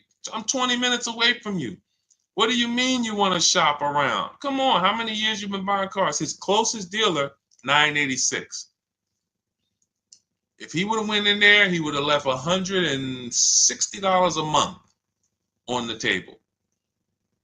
You cannot trust these people. Just get out of the emotion. Stop letting them get you emotional, talking numbers in the dealership. Use the computer. The computer is your friend.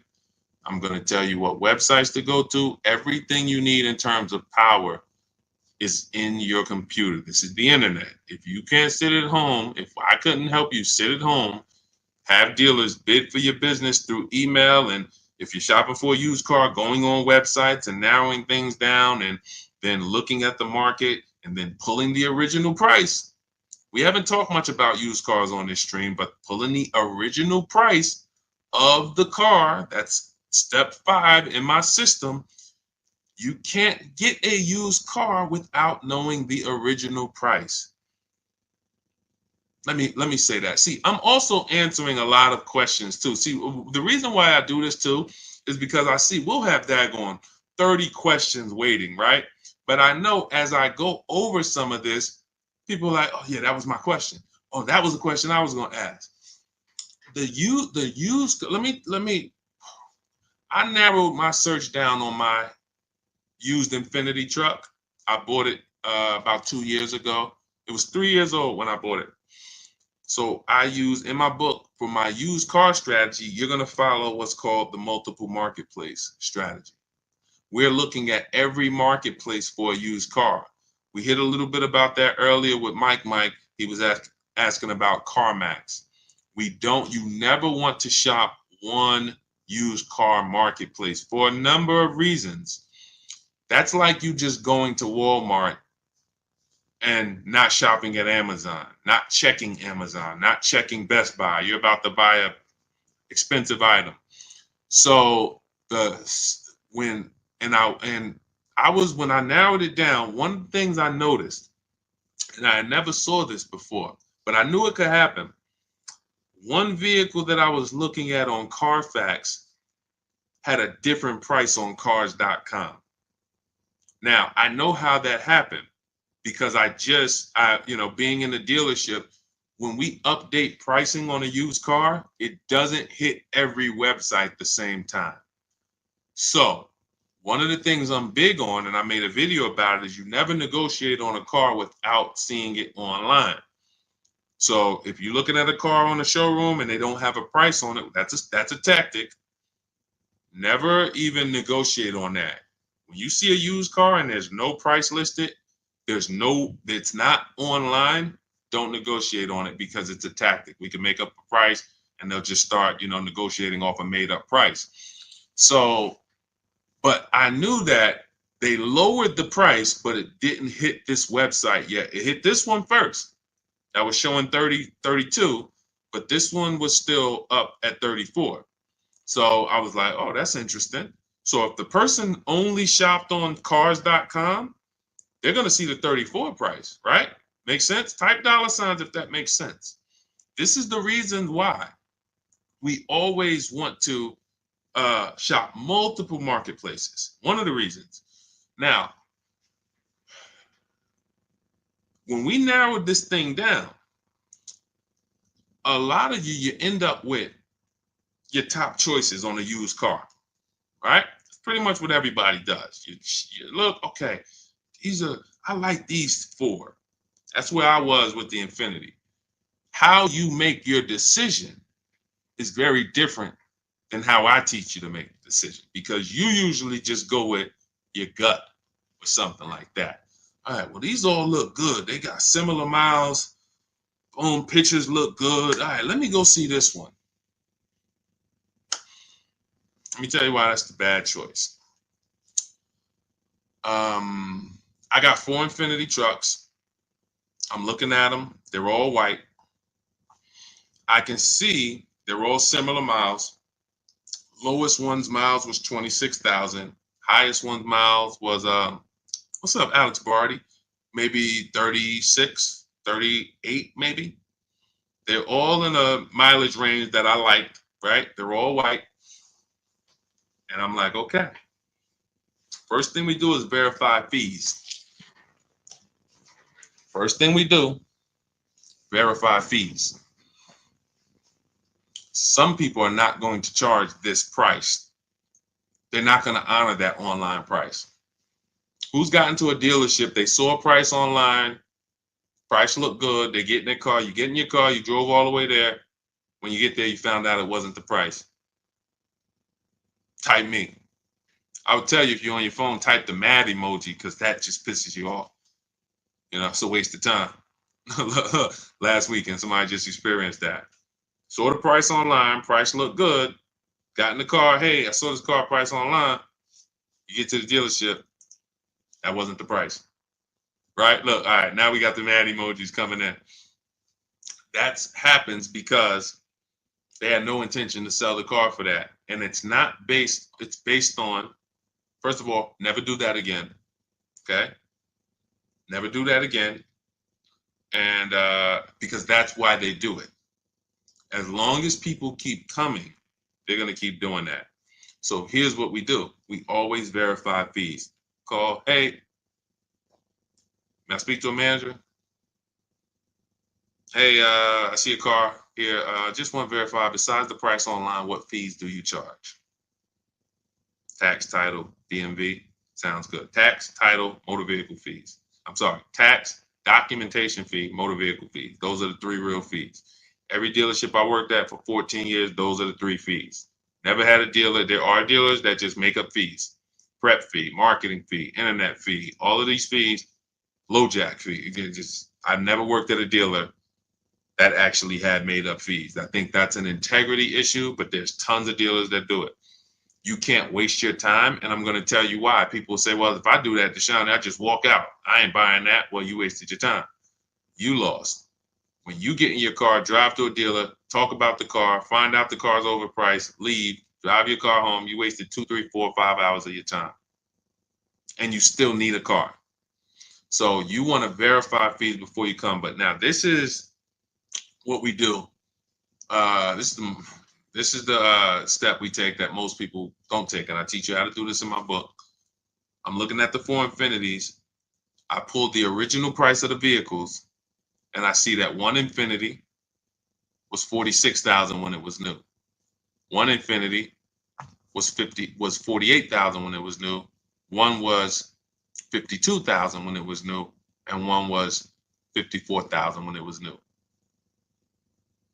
Very big difference. See, if you bought a used car in your life, type the letter U. Type the letter U. If you bought a used car, type the letter U. If you did not get the new price of that vehicle, there's no way for you to confirm if you truly got a great discount. You bought the vehicle based on some artificial market value that they tried to show you. Algorithms. If I would have bought the vehicle that had a little lower price, $800 less, but brand new, it was only $46,000. I just passed on a vehicle with $8,000 more equipment in it, $8,000 more packages in it. This happens a lot with cars. You got special packages, sport package, special edition. See, the benefit to us doing this is when those cars come in, the owners don't usually get the most money for them. The dealers usually pay less because you get a person who had all this nice equipment in their car. When the dealer trades it, which is why we don't trade, so much we couldn't talk about on this show. Like, we could be on here for 4 hours just and not repeat a subject. It's just, again, that's why the book is there. But anyway, but when a person gets all this fancy equipment, most times when they trade it into a dealer, the dealer's not giving them all the money based on those special packages that they got. They're paying them a little more than what the normal would pay. So when they resell it, they're selling it around the normal price, maybe a little more, but it has a lot more equipment. That's value. When I bought this Infiniti truck, it was around the same prices of those other 4, asking price, but it had a lot more equipment in it, which means it was more value for me. That's the name of the game. We never buy a used car without getting the original window sticker. So this is all in my digital book. Single pay leases. All right, let's talk about that because I don't really get that question a lot. Single pay leases are, first of all, for everybody who this is, if you're like, you've been on the stream we've been on an hour and a half almost. This is one. Look, if you're like, Deshaun, I'm not gonna remember all of this. I would like everything, the blueprint. That is my new digital book, Cars from Home. 7 steps to saving time, money, and avoiding dealerships. It's currently 5-star rated. You can Google it, type that title into Google. You will see all the reviews on goodreads.com. It's normally $97. It's a digital book, so it'll be in your inbox in 3 minutes. But if you get to my welcome offer is 75% off. It's for 30 minutes. So you can get it instead of $97, you'll pay $24. If you get to my TikTok bio, my Instagram bio, the YouTube comments or the Facebook comment, there's a link there. And then you'll click the button that says special, welcome offer on book, 75% off. As long as you get there before the timer hits 0, 30 minutes, you can get it for $24.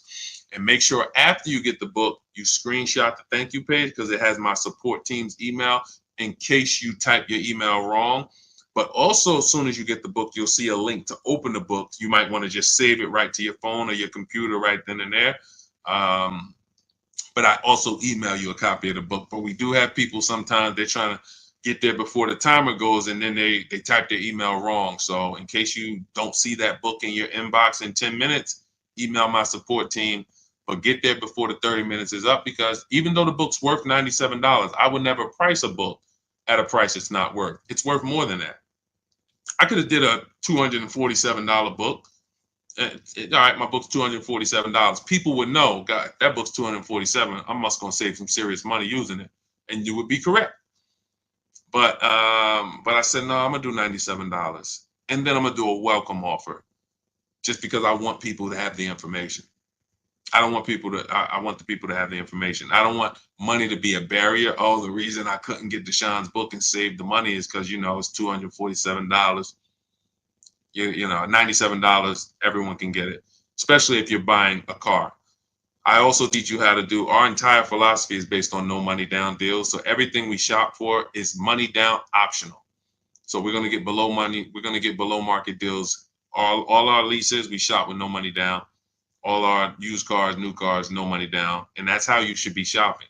Because when you go out and you shop with payments in mind, money down, that just confuses you. You think you got a good deal, but you're really just thinking about your monthly payment. So Kelly, you asking about single pay leases. So single pay leases and multiple security deposits, this is something I call advanced leasing strategies. So when you look, it's in my book. I have a section on multiple security deposits and one pay leases. Now, the purpose of these things is to buy down the interest rate on the lease.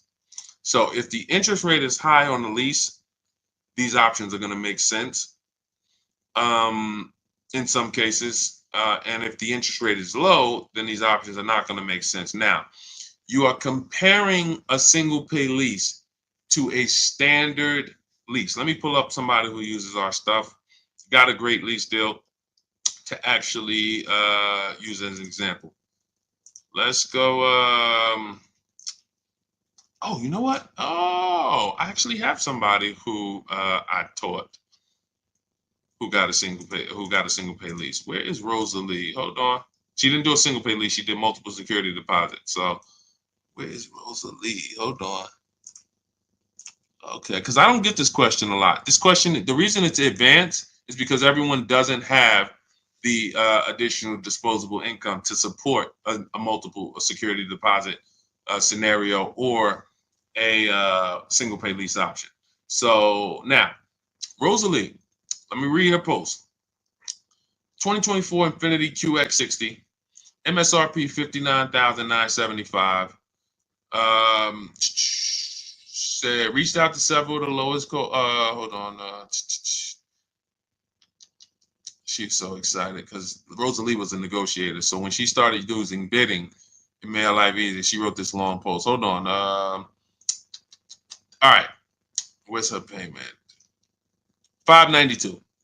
So her payment's $592 on a $59,000 vehicle. That's a 1% lease, right? So she inquired about multiple security deposits. Multiple security deposits allowed her to, now let me do this because this is some advanced teaching. Again, this is not for everybody, but I do want people. I worked for Mercedes for years. We always had to have one pay leases and multiple security deposits ready because we had a lot of people who was considering these things. So here's how you consider it. She would be looking at her standard lease deal, $592 a month, $59,000 vehicle, one pay lease. Add up, what am I paying over 3 years? $592 a month. What am I paying over 3 years? Over 3 years, $21,000 to drive a $60,000 vehicle, not even including the taxes. This does include the taxes. $21,000 to drive a vehicle for 3 years. Now, work me up a multiple security deposit option. Multiple security deposit option, $5,400 she puts down. Monthly payment reduces to $493. Okay, so I'm going to let you hold $5,400. You are going to now use that for 3 years. I get it back at the end of the lease. This is the same thing with a one pay lease. You're paying all this money up front. They're holding that. They're going to invest it. It's their money for 3 years, but it's in the contract. It comes back to you after. Now, $493. Now, she's giving them $5,400 and her payment's going down from $592 to $493. Let's call that $100. So $100 a month times 36 months, $3,600. So in exchange for me letting you hold $5,400, this is what I'm getting back in terms of net money. This is what I'm saving. See, because if I don't do this, now I'm paying $592 a month. $592 is more than $493. So if I let you hold this, I actually get this back. Now I have an advanced leasing calculator where, if you get my book, if you have my book, because again, these things are proprietary. Like these are our intellectual property. These are our proprietary things. These are the things my members use in Cars from Home that shop with me. I have a calculator I invented that you put the first offer in, and then you put the one pay offer in, and it tells you if it's worth doing. It tells you the return. You're comparing the return. That's all that matters. With a multiple security deposit scenario or a one pay lease, how much am I getting for letting you use my money? How much net money am I saving for letting you use my money for 3 years? And that's how you view it. Now, in some cases, it doesn't make sense. You'll see, all right, my payment's only dropping by $20 a month for letting you use almost $5,500. That doesn't make financial sense. That's how you weigh it. That's how you weigh it. Great stuff. I don't get to talk about that much, but I'm glad you asked that. So, yes, you will get that money back at the end of the lease. Absolutely. But you're comparing the return. You need to shop the original offer first and then look at what is my offer with it. Oh, you bought the book this morning. Okay, so do me a favor. Send me an email to the book, to the link you got. Do me a favor, because who will see this? If you send an email back to that book, then Sandra should see it, and just say Deshaun told me reach out for the advanced leasing calculator. Because again, I don't think I have it in my book. It's in my class. I have an online class where I teach this, but just send an email to the same email that you got the book, and I'll send you the link.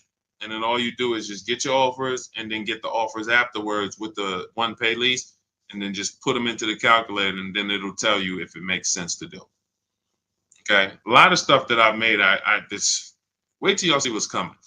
Anyway, the people who are with me early, you understand, you'll know early, but Cars from Home software will be launched very soon. We built 7, in my book, I have 5 calculators that we built. Like, I can't even sit here. These are calculators that you'll be like, yo, the perfect budget calculator. I don't see this on Google. It's not on Google. We invented it. The counter offer calculator for purchases. We invented it. The true value calculator. You put the original price of the MSRP of the used car and then the asking price, and you compare it. That's the true value discount. That's how we shop used cars. So I can't tell you everything that's in the book. It's like, I could tell you, like, I told you, like 20, 30, 40%. You'll see it and be like, wow, it's like, there's tons of surprises in here. I'll link you to videos to watch this. Anyway, this has been one of our longer streams, but I think it was good. Everyone who, you enjoyed it, I'm glad you were here. I'm glad. I hope you got, if you were locked in, you got value, because we went over so much. But a big part of why we have to do things this way, in my book, I have different paths. We're talking to different, you have a different profile than everyone else on here. You're leasing right now. That's a different profile than the person who's purchasing. That's a different profile than the person who's purchasing and needs to replace their old car. That's a different profile than a person who's purchasing and they're a high mileage driver. That's a different profile than a person who wants to pay cash. So my book is set up in a way where it's paths for each person. If you're leasing, you're not reading about pre-owned cars. That's just going to confuse you. So you pressed it. It keeps you on a path. You're on a certain path. But we're answering questions based on everyone. It's not just you. 20 other people in different scenarios. So that's the reason why one size fits all car buying advice will never work. All of y'all should be doing this. You'll very rarely hear me say that. I'll give you a whole principle. Hey, all of you should be asking yourself how many years I'm keeping the car so you can determine if I buy or lease. That's a question we all ask, but the answers to it is going to put us in different categories on whether we buy or lease. And then whether we buy, should we buy pre-owned or new? So you need custom strategies. That's what Cars from Home is. It's custom based on your scenario, a specific path for below market leases, below market new cars, below market used cars, high mileage driving strategies. There's two short-term strategies for high mileage drivers: a below market lease, high mileage lease. We talked about Jen earlier, or there is a strategy we call 2 cars, 1 payment, where you buy 1 car, you shop for a car, your first car, you pay it off, and then you go lease your second car. You have 1 payment, but now you have this car that you put your mileage on. It's kind of going to get old over the 7 to 8 years, but you got your new car that you're rotating, and now neither one of those cars you're putting a lot of miles on. You might do 12,000 on the lease, 12,000 on the old mileage car, and now you got 1 payment and 2 cars. One is a nice car. So these are things that, it's custom. That's why people win with what we do, because it's not a blanket approach. So all of this is in my new digital book. You can grab your copy for 75% off in my TikTok bio, in my Instagram bio, in the YouTube comments, or in the Facebook comments. Click those links and then click the button that says 75% off my new book. It's already 5-star rated. You'll have it in your inbox in 3 to 4 minutes. And make sure after you pay, as long as you get there before 30 minutes is up, you will have a 75% discount. You won't pay $97. It'll be $24. And after you pay, save the screenshot with my team's email, because in case you type your email wrong, you have my support team's email. So, all right, I'm gonna check out. This is one of our longest streams, and I need to eat. I need to get some. This water is not doing it for me. So, grab your book. Continue to unlearn. I want you shop empowered. Step out of the old way. Trust the process. This is McDonald's here. Do not bring your strategy here. Leave your strat, bring your goal. That's all. Get your book, bring your goal, forget the strategies there. This is the McDonald's system. It says the fries, beep, beep, take the fries out, put 2 shakes of salt. Shake, shake. That doesn't mean 3. People will be like, hey, Deshaun, I went to this website. I got the book. I went to this website, and it says, I looked at the lease deals. It says I need $3,000 down. When did you hear me say in the book, go to a website? Oh, you're right. Yeah, you're right. That's okay. Everyone, you just unlearn. Trust the process. You're bringing your old over here. You can't mix old with new. You can't mix. Look, Jesus said you can't put old. You can't put old. Old wine. What do you say? New wine and old wine skins. Don't mix. So when you come to our way, leave everything you learned about shopping at the door. Trust our process. Success is guaranteed. So thanks for chiming in. I'll see y'all on the next stream. God bless you.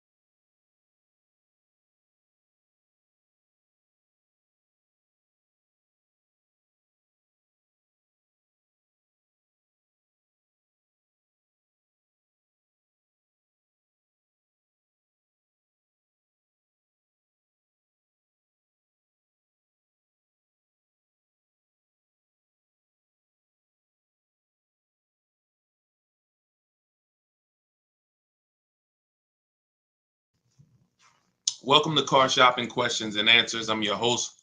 I'm known as Deshaun, the Auto Advisor, publicly. If this is your first time ever joining a stream or seeing me, I want you to type a 1 in the comments.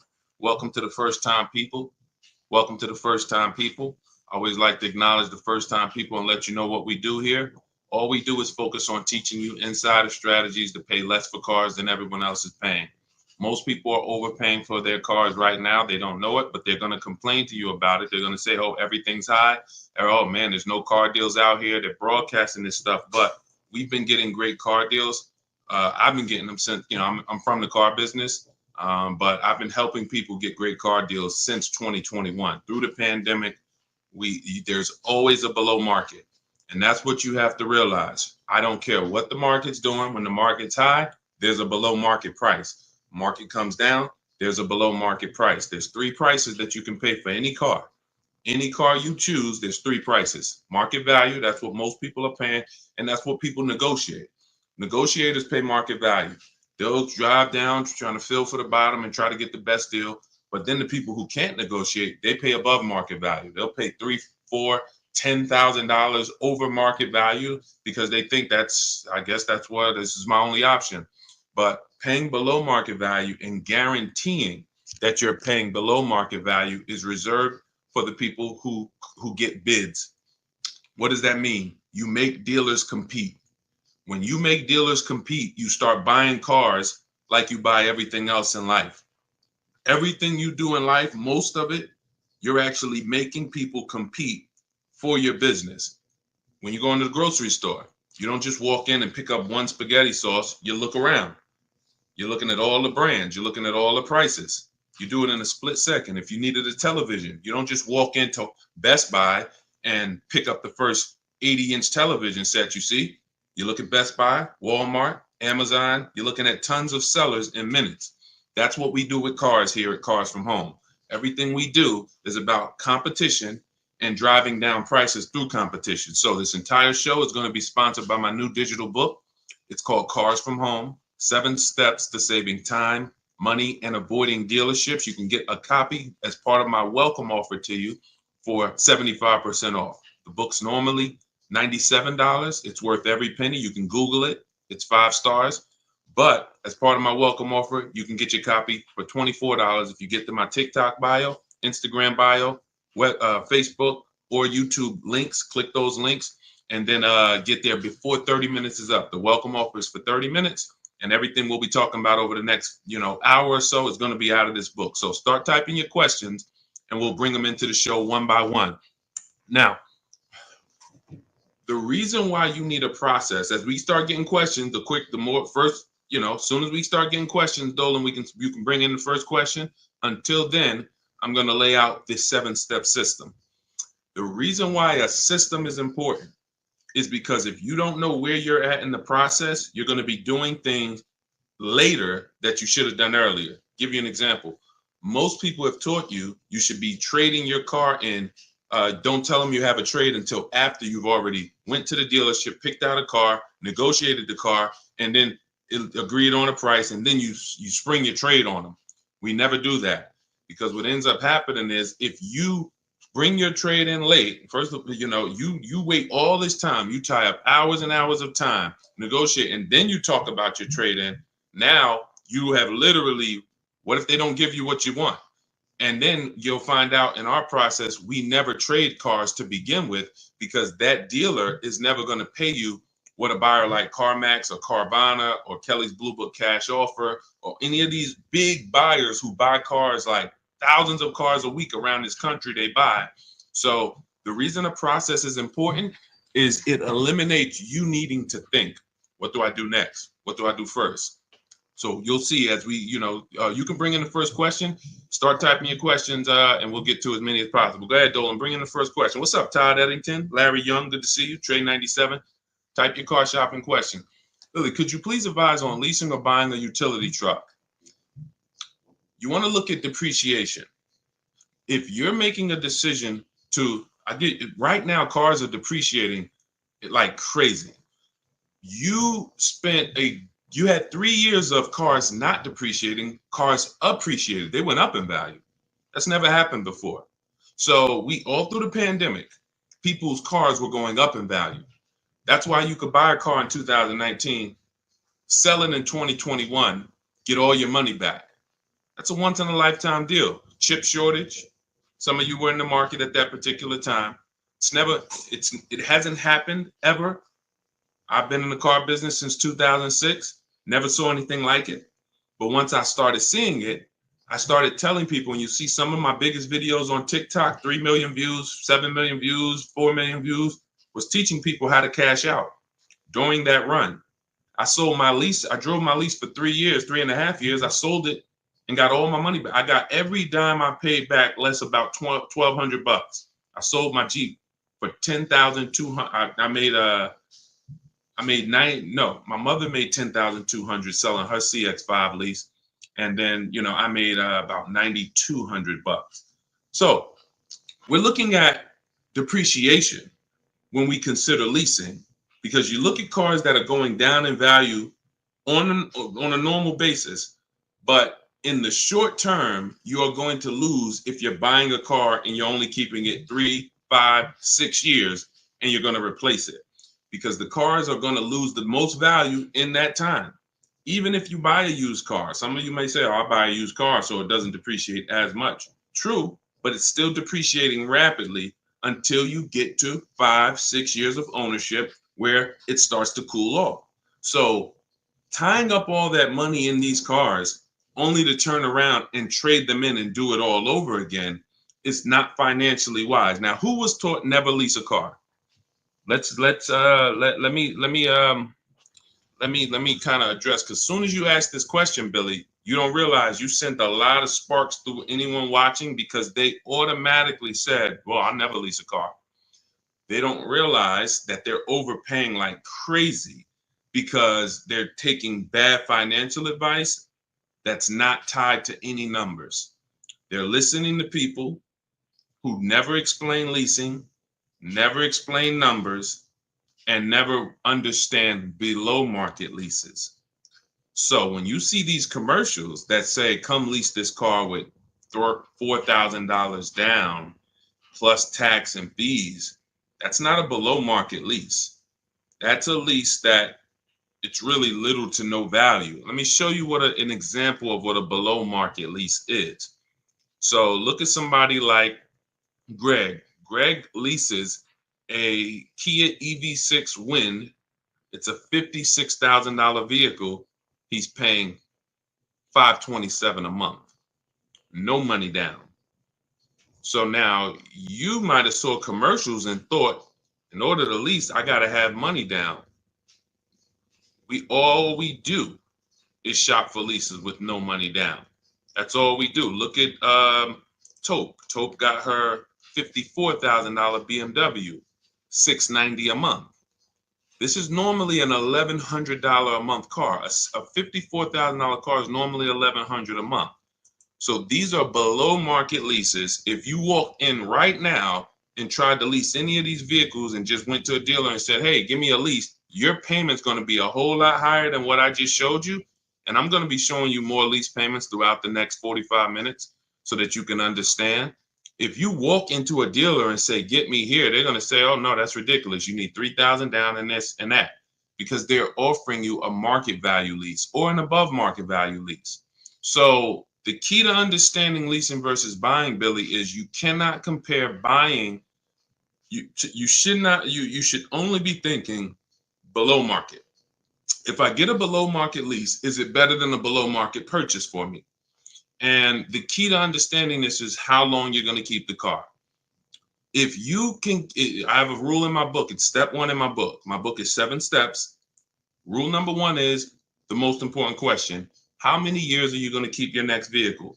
If it's not 8, then you should be shopping for a below market lease. It's not even a question, because you're going to pay thousands more than a person who's getting a below market lease over an 8-year period. Now, if you keep your car at least 8 years, you can start to win. But if you're keeping it less than that, a person who's getting below market leases is blowing you away. I leased my first car when I was 22. I went to work for GM, $256 a month, Pontiac G6. My second lease was on an Infiniti G25, 320. I want to say it was 320 something a month. It was 2012, so I don't remember it exactly.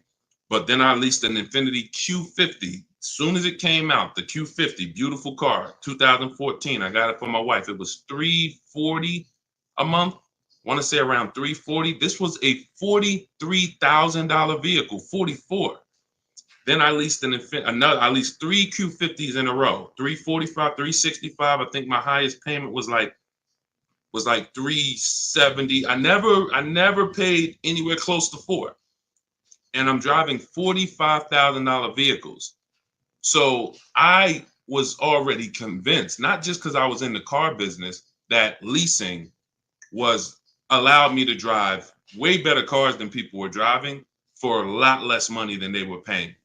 So It's not a matter of, it's a matter of how long you're going to keep the vehicle. Now you could ask a couple more questions because you're getting a utility truck. If you're going to beat the truck up and like you're going to be throwing cement in it and doing all types of stuff, then maybe from a financial standpoint, it might be better to buy.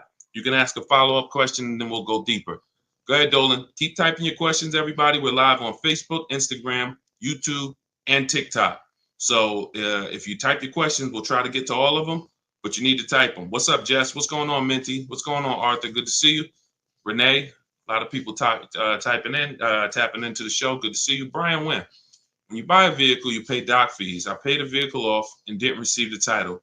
I had to pay for the title when I already paid for it in the doc fees. Well, doc fee takes care of administration in the dealership. It has nothing to do with motor vehicle fees. Your motor vehicle fees is what you paid, which would be your registration, your license plate, and your title should be included in that. Usually the only time you're paying a title fee to get the title is if the title was lost. If the title wasn't misplaced, then I can't understand that. You would normally just, because the bank holds the title. So it's literally the bank holds the title. You might get, depending on your state, you might get a copy of the title with a lien holder on it. But the minute the bank's paid off, you get a release letter. The bank should send the title to you, and they shouldn't be charging you for that. So but listen, banks are not your friends. You know, you're too trusting. I've been in the business long enough to not trust car dealers. I've worked next to wolves and sharks. The problem is you trust car salesmen and banks. You think they're your friends. Yeah, oh, I was at the gym the other day. Hey, I went to my Lexus deal. A guy that sees me all the time. He knows me from, social media, but he also knows we work out together. And he was like, yeah, I went to my Lexus deal. I said, you own a Lexus dealer? He said, what you mean? I said, you said you went to your Lexus dealer. Oh, no. Oh, no, I went to the one I bought the car from. That's what they want you to think. Come on in thinking this is your Lexus dealer. Come on, we're your friends. These people are not your friends. So we trust but verify. But I don't know why they charge you for the title. I've never had. I can't give you an answer for that. And you already paid for it. So go ahead, Dolan. See if we got any more. Oh, they said it's a digital title. Okay. Well, you're gonna have to. You know what, Dolan? Hit me in the chat, Dolan. And if you need anything, if you ever hit me in the chat, Dolan, because I see we got a lot of people on, but we don't have a lot of questions coming in. So, I can't look. I can volunteer. Look, here's one thing I can say about what I do here. You don't know what you're doing wrong. And I think that's why when we come on here, what I try to let you know, like I do a class, I stopped doing it, but I did it for 3 years, called Everything You're Doing Wrong, Buying, Selling, and Leasing Cars. We put over 30, we had to put about 30,000 people through that class in 3 years.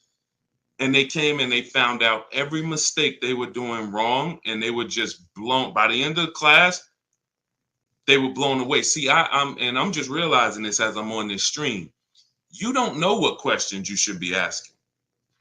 In fact, my first book, you can Google it to this day. It's not available, but it's called The 52 Car Buying Questions Smart People Don't Ask That Cost Them Thousands.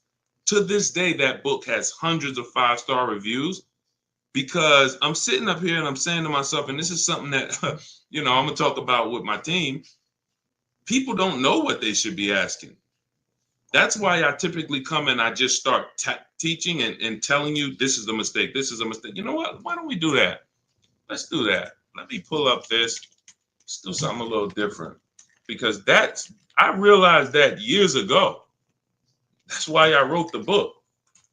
Let me see. Hold on one second. We're going to do something a little different today. And Dolan, if you do get questions, we'll get them in, because I know we're on 4 platforms. But let's do something a little different here with this. Okay. We'll go to some slides here. All right. Check this out. All right, give me a second. But those of you who are tuned in today, you're gonna get a little treat. You're gonna get a little treat. Let's see. Everybody who's gonna spend some time with us, I want you to start lighting up the screen, lighting up the likes, hit the like button, share button. This is a class. We're getting ready to do something. All right, Dolan doesn't even know we're about to do this, but let's do this like this. Check this out. All right, this is the class that over 30,000 people went through, and we can do it like this. I actually want to start. This is everything you're doing wrong: buying, selling, and leasing cars. And let's go. Gift. Nope, the old version. Wait, be patient. Patience is a virtue. Because I updated this class several times. But hold on, just give me 1 second.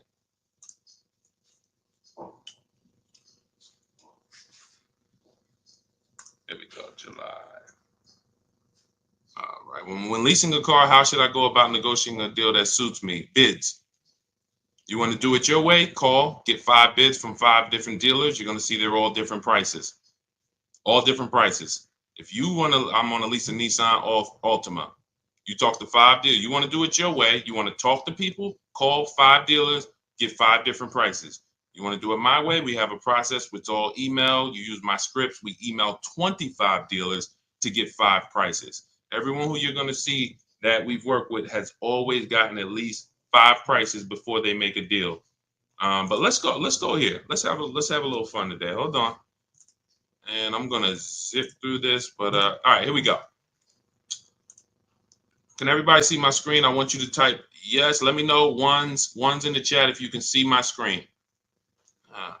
Let me know if you can see my screen. Ones in the chat. Can you see? Oh my goodness, we can't. TikTok, you can't see this. Let's see.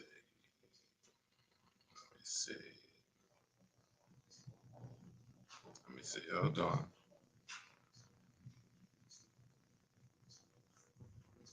All right, check this out.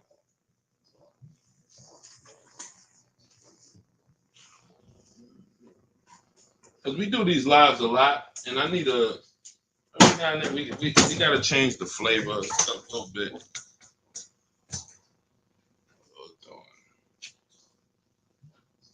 I can't do a widescreen like. I'm trying to give you guys the experience, but hold on, Miss Lanice.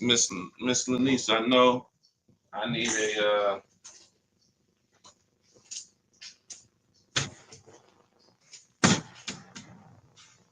I need a tripod for you guys. TikTok, we do the most for you. Hold on, listen, we do the most for you. Hang on, Dolan. We're gonna switch this up. I know we didn't plan this, but because people don't know what questions they need to be asking, we're gonna do something a little different.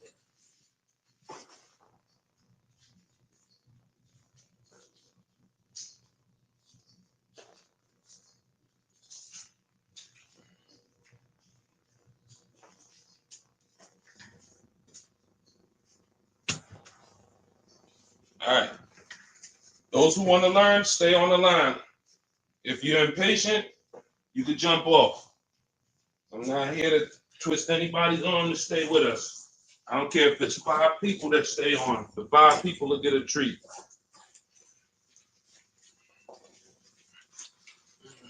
I can only help who I'm destined to help. I can't. So those who stay on, you'll win. Those who don't, God bless you.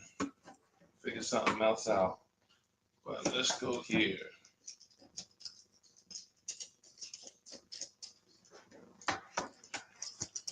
Now, this will not be a live that we ever repeat, most likely. Hey,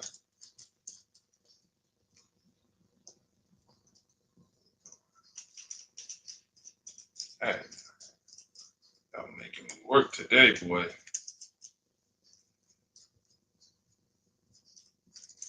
All right. Get all of this set up.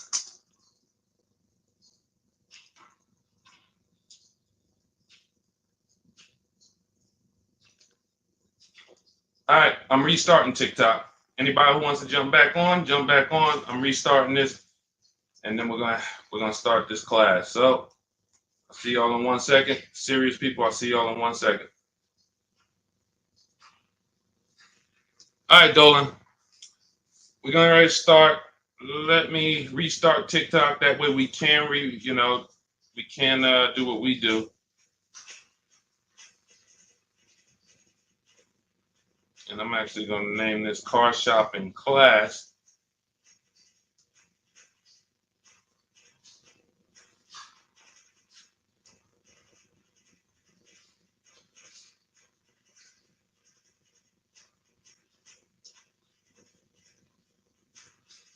Okay.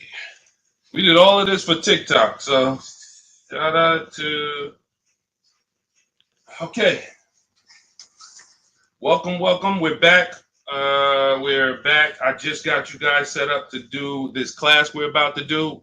We're doing a live class. This is everything you're doing wrong buying, selling, and leasing cars. I have my man Dolan moderating in the background. You guys know we do these streams throughout the week, but we're doing something a little different today that a lot of people are going to get value out of.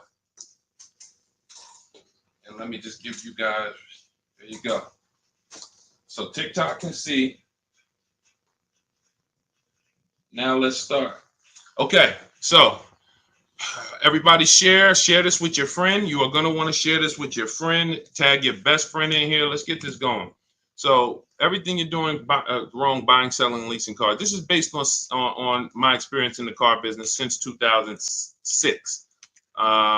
We don't need to do a check-in. Let's just get right to it. We're not going to discuss Turo, rideshare, any of that right now. I just want to give you the mistakes you're making. We're about to go over a lot of mistakes that people that you don't know you're making. Okay, so let's get to mistake number one. Straight up. Oh, this is just a little bit about me. Some of you may not know. I spent 14 years in the car business with Mercedes.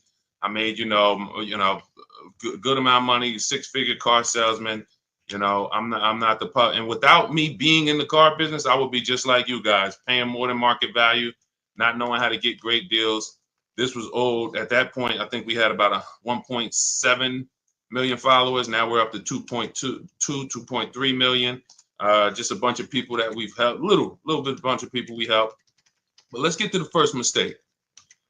First mistake is you don't understand when to buy and when to lease. I want to play a game with you guys called Who's Winning. You're about to learn the 8-year rule. The 8-year rule exercise, it's very simple. Now, I need you to stay next to your keyboard. Everybody who's ready to play this is a financial literacy game that you'll never forget. I want you to type 1. Just type a 1. Type a 1. Type a 1. Shout out to, let me see the engaged people. Type a 1. Type a 1. Type a 1. All right. Stay next to your keyboard. This is going to be a dialogue. You're going to get the most out of what we're about to do, dialoguing. All right. All right. I see you, Mike Ferguson. Good to see you. Good to see you. All right. So now let's take this scenario right here. Now we're comparing two deals. We're comparing we're comparing a lease and a buy. This is the big mistake right here. This is the first mistake that you're making, not knowing when to buy and when to lease. So the 8-year rule exercise is going to make it very clear for you. Right here, we have a leaser. Right here, we have a buyer. The exact same vehicle. They're both getting a 2024 Jeep Grand Cherokee. Let's say the MSRP is $40,000, $3,000 in taxes and fees. The leaser gets a $500 a month, no money down lease, which we do all the time. We showed you a little bit of that earlier in this show. We'll show you a lot more. The buyer, the same exact car on a 6-year loan with a low interest rate, which no one is getting right now, is paying $675 a month. Who's winning? Lease or buy? Type L or B. In this scenario so far, this buyer did a no money down deal, 3.99 loan. They're paying $675. The leaser's paying $500. Who's winning? L or B? L or B? Come on, I need y'all typing fast. Let's go. Come on, I need y'all typing fast. Thank you, Desmond. Okay, I see you. No, Ami, how's the B winning? Ami, how's the B winning? These people are driving the exact same car, but the leaser is paying $175 per month less. Who's winning? See, this is and again, those of you who are typing B, I really need you to sit up. I really need you to sit up. Two people. One person is driving. These are the exact same cars. Both you're two people in the dealership at the same exact time. They drive off in the exact same car. One person is paying $675. One person paying $500. All right, I see a bunch of L. Thank you, Gretchen. Thank you, C. Harris. All right, thank you, Lenise. Okay, lease. Now, so far, leaser's winning. Now, let's continue. 3 years later, the buyer wants to trade in. This is for you guys who you buy your cars. 3 years down the road, you want to turn around and trade them in. This is the scenario. We're going down the road. Remember, this is the 8-year rule exercise. I'm showing you that one of the mistakes you make is you don't know when to buy and when to lease. No, it doesn't depend on when. Eric, we haven't gotten there yet. It doesn't depend on how many miles you drive. We are simply talking about two people who drive off the dealership in a car, the same car, and one person is paying $175 a month less than them. You're overthinking. That's it. Well, we'll get to mileage. We'll get there, but let's lock in. 3 years down the road, the buyer wants to replace their car. Now, based on this loan that I just laid out for you guys, based on this 6-year loan with a low interest rate that no one is getting, not many people are paying $399. This is the scenario.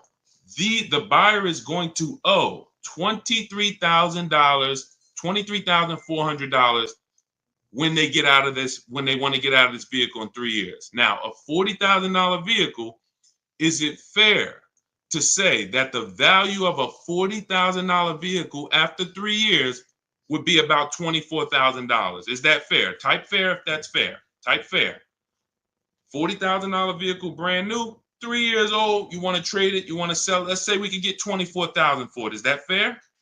Type fair. Type fair.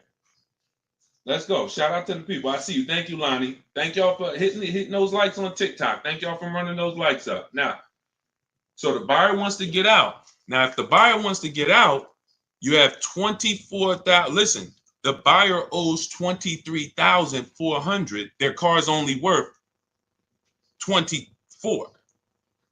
How much are they making? Look how much the buyer paid. The lease person is $175 per month richer. If you were the leaser, you're $175 per month richer, $2,100 a year richer than the person who bought. Look, so now in this same scenario, this is what the buyer needs to catch up. The buyer must make $6,300 to be able to break even to what the lease person paid. If the buyer does not make $6,300, they overpaid, they paid more than the leaser. But in this scenario, we just all agreed that a fair market value for that car would be $24,000. The buyer's only going to make $600 when they sell the car. And this is why you go to trade your car in 3-4 years, you're never happy with what they're giving you. You're never happy. Oh, my car's only worth that because you know you paid all of this money. So in this scenario, who won so far? B or L, the buyer or leaser? After 3 years, who's won? Buyer or leaser? B or L? Come on, I need y'all to treat me. See, when we did this class, we do these classes, people engage. We get people engaged. I know it's probably, depending on what time it is, you might like Deshaun. I didn't know I was about to do a car buying class. Well, you're doing one. So let's lock in so that you can protect your money, because it's a lot of people out here that want to take your money, and we want to make sure that that money stays in your bank account. Okay, so far, 3 years down the road, leaser's winning. Everybody's typing L. We can see the lease is winning. So now, what if the buyer had an accident? If the buyer had an accident, is that car worth $24,000? When they go to replace it in 3 years, is that car worth $24,000? No. They'd be lucky if they get $21,500. So now they're in a negative equity situation. Not only are they not going to make their $600 when they trade it, they're going to have negative equity. So if a buyer wants a new car, they have to pay the difference or carry that $1,900 negative equity over to their next car, which is what a lot of people do. A lot of people will literally keep rolling negative equity from one car to the next car, negative equity from one car to the next car. This is why I can help you get out of negative equity. But if you don't understand the cause, you're going to always be in negative equity. The cause is you should be leasing, but you continue to buy. So every time you take a negative equity situation, look at this line. You are literally paying for your old car in your new car. That's the formula for negative equity. You buy cars and you trade them in. Now, let's say the buyer says, nah, I don't want to, I'm going to just keep my car a little longer. Now, after 3 years, check this out. The leaser upgrades. The leaser upgrades, goes get the 2027 version. Full warranty, $500 per month. Leasing, see, the thing about leasing, I told y'all what I paid for my Infinities. I laid out my Infinity leases that I got from 2012 to 2018. I got 3 vehicles. The payments didn't change much. The payments changed about $40 from the first one to the last one I got. Leasing is going to be about the same because below market deals continue to be about the same. So the person who's leasing, they're going to upgrade. Right when their warranty was about to expire, they go to upgrade. Now look at the buyer. The buyer, 3 more years of payments at $675. The vehicle is 3 years old. Warranty expired. We're not talking about buying an extended warranty and putting more money into the car. I'm talking just apples to apples, no money down deals. Neither one of these people are putting more money into their car. The warranty has expired. That means the buyer is on their own. Let's continue. Now, after 6 years, because remember, I'm going to take you down 8 years. What you're learning right now is the 8-year rule. This is how I created in my book. Literally, as soon as you get my book, you open it up. Step 1 is the 8-year rule, which is helping you know when you should buy and when you should lease. The 8-year rule journey is what I'm taking you through, and this is how I created it. So now we look after 6 years. Let's look at the situation after 6 years. The leaser is now finishing their second lease. They're ready to upgrade to the 2030. Again, full warranty. Now the buyer has a paid off vehicle at this point. 6 years old, was originally $40,000, but look where their financial position is. They are $12,600 poorer than the leaser in payments alone. Just in payments alone. Now we look and we say maintenance, tires and brakes. Let's say over 6 years, they got to replace tires twice, maybe brakes twice. Let's give it about $2,000 in maintenance over a 6-year period. $14,600 poorer. Who's winning so far? Type L or B. For those of you who just jumped on, we're going over when you should lease and when you should buy. You're learning the 8-year rule. People are engaged. Who's won so far? We're up to year 6. Leaser or the buyer? L or B? L or B? Yep, I see you, Desmond. L. Yep, I see you. Who's won so far? Let's go. Everybody, I see you, Michael Coleman. L. John Miziak, I see you. L. Okay, everyone's clear. Mike Ferguson, I see you. L. So up until 6 years, with 2 people driving off in the same exact car, the leaser has won if they got a below market lease. And watch this. Remember this, y'all. What's the interest rate I use for that buyer scenario? 3.99, which means I'm being very, very conservative, meaning we are being super conservative. If this buyer had a 7% interest rate, like most people, these losses would be a whole lot more. So now, this buyer now needs to, let's say this buyer says, all right, I'm ready to sell my car now. I'm ready to get a new one. I paid off this thing. I just spent 6 years making these $675 payments. Now let me go and do it all over again. Let me sell it.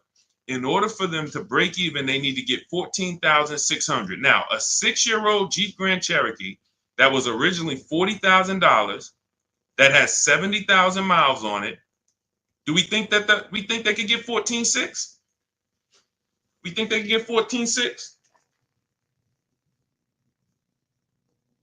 I think so. I think if they didn't have too many accidents, I think 14.6 might be, what would you pay for a 6-year-old Jeep with 70,000 miles?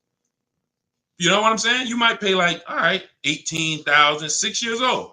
That's like you going out right now and buying a 2018 Jeep with 70,000 miles on it. You're not going to pay 20 grand for that. So maybe he can break even. Look, Michael said, 12.5. That's not unrealistic, Michael. Because now what we're doing is, look what we're doing, which is a bad position to be in. We're hoping we can get 14.6 to break even. But the important part to understand is even if you get the 14.6, look what you drove and look what they drove. So, okay, let's move on a little bit more. Let's bring it a little bit more. Let's say they get 14. If they had 2 accidents, you're going to be right where Michael said. You're not getting 14. They're going to get 12. Now they paid. Not only did they not drive a quality vehicle like the leaser, they actually paid more for that privilege of driving a worse vehicle with no warranty and doing the maintenance and all of this stuff so that the leaser didn't have to do. So, and like I said, this is right where many people sell this vehicle and go right back into another 5 or 6 year loan and do the entire thing all over again. All right. Now, so if you were the leaser, let's summarize this. You paid less every month. After 3 years, you drove the better car for less money. You were always under warranty. And we're not even going to talk about if you invested that surplus money into a mutual fund. Because people say, oh, well, people who lease are not into like investing and like saving for. No, you have. Look, if I'm paying $100, $200, $300 a month less than you, I can use that money to actually put it into the stock market and gain something versus having that money in my vehicle and miss those years to be able to invest. So now, if you were the person who leased, that's an interesting scenario because in my class, listen, we put 30,000 people through this class in 3 years. I get into finances. So I show them what, if they invested it, what would the gains be? So we'll skip that part. All right. So now let's talk about when do things really change? Deshaun, is there a point when the buyer starts to win? Yes, there is. If the buyer kept the vehicle 1 more year in this scenario, the leaser is going to pay an additional $6,000 because the leaser always has a payment. And this is going to give the buyer time to catch up. Even though the buyer has no payment, that 7th year, it could be a toss-up. Because again, you've paid so much money, that 7th year is going to be a toss-up if you're going to break even. That's why it's the 8-year rule. When you get to year 8, when you get to your 8th year of ownership as a buyer, you come out ahead. Even with the maintenance, you come out ahead. So the 8-year rule says if you don't keep a vehicle at least 8 years, you want the least amount of money coming out of your bank account, you lease. We're clear on this? This is a new car versus lease scenario. Clear? Clear? Clear? Type clear if you're clear. Type clear if you're clear. Okay? Type clear if you're clear. Now, check this out. Everything that you're learning is inside my new digital book. It's called Cars from Home, 7 Steps to Saving Time, Money, and Avoiding Dealerships. It's normally $97. This is just step 1. The leasing versus buying is step 1. My book is normally $97. It's 5 stars. You can get a copy of it by going to my TikTok bio, my Instagram bio, the YouTube comments, or the Facebook comments, and you'll get my welcome offer, which is 75% off, but it's only for 30 minutes. If you visited the site and that timer started ticking, once it gets to 0, the book is $97. So if you don't want to worry about learning any of this, or you want to avoid all of these mistakes I'm going to be going over for the next couple minutes, go grab your copy, come back to the stream before that timer hits 0. Again, in my TikTok bio, the Instagram bio, Dolan posts a comment in the YouTube and the Facebook comments. Go grab your book. It'll be in your inbox by the time we finish class, and you'll have my blueprint for getting below market leases, purchases, new cars, used cars that you can use for over and over and over and over again. Okay, go get your book. Let's get back to the show. Let's get back to the class. So when people ask me, Deshaun, where'd you come up with the 8-year rule? Now you know it's based on math. It's based on depreciation. It's based on resale value. Okay. Now, I know what a lot of you are thinking, so let's continue to go there. And then again, this is the goal. If your goal is to keep your next car between 8 and 20 years, who has a vehicle that they've had for more than 8 years? Type the number of years you've had it into the chat. Because people might be like, Deshaun, nobody's keeping a vehicle 12 years anymore. Listen, you're about to find out. Look at the chat. I guarantee you, you're going to see some people in here that got vehicles 10 years, 12 years. Sometimes we get people 16 years. Again, you're just realizing, Deshaun, that ain't me. And that's fine. Look, Shay has her vehicle 22 years. Look, Enrique, 13 years. Melanie, 11 years. Look, Desmond, 9 years. Michael Coleman, 10 years. I see. Look, so understand that if you're on this side, when you are talking to your family, your spouse, yourself, your child, and you're like, okay, what's the first thing we need to decide? How long are you keeping in that car? But realize your values are not your children's values necessarily. When you ask your child, hey, we're going to get you a car, how many years you want to keep it? Some children long term, I keep it till the wheels fall off. They're like you. Fine. You buy.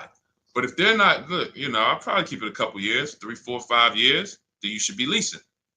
Tons of people buy their kid their first car, pay $400 or $500 a month when they could literally instead of paying $400 or $500 a month, they could be like, just got a $365 a month lease. And I had a friend tell me this. He was like, Deshaun, after I learned this, my father bought me my first car, and I was literally like 20, and I was paying $450, almost $500 a month. He would help me with the payment, but it was more money than I really wanted to spend. I should have, and he's like, you should have, hold on, let me see. Look, right here, India, use our system. She used the stuff in the book that you're going to learn in my book on how we get bids for leases. She gets a Hyundai Elantra Limited that has the leather, has the bells on, look, $365 a month, no money down. So your first car could have been that instead of it being a used car. So that's why this is the rules. All right, let's continue. So now, mistake number 2, because that was only mistake number 1. Thinking they limit you on mileage.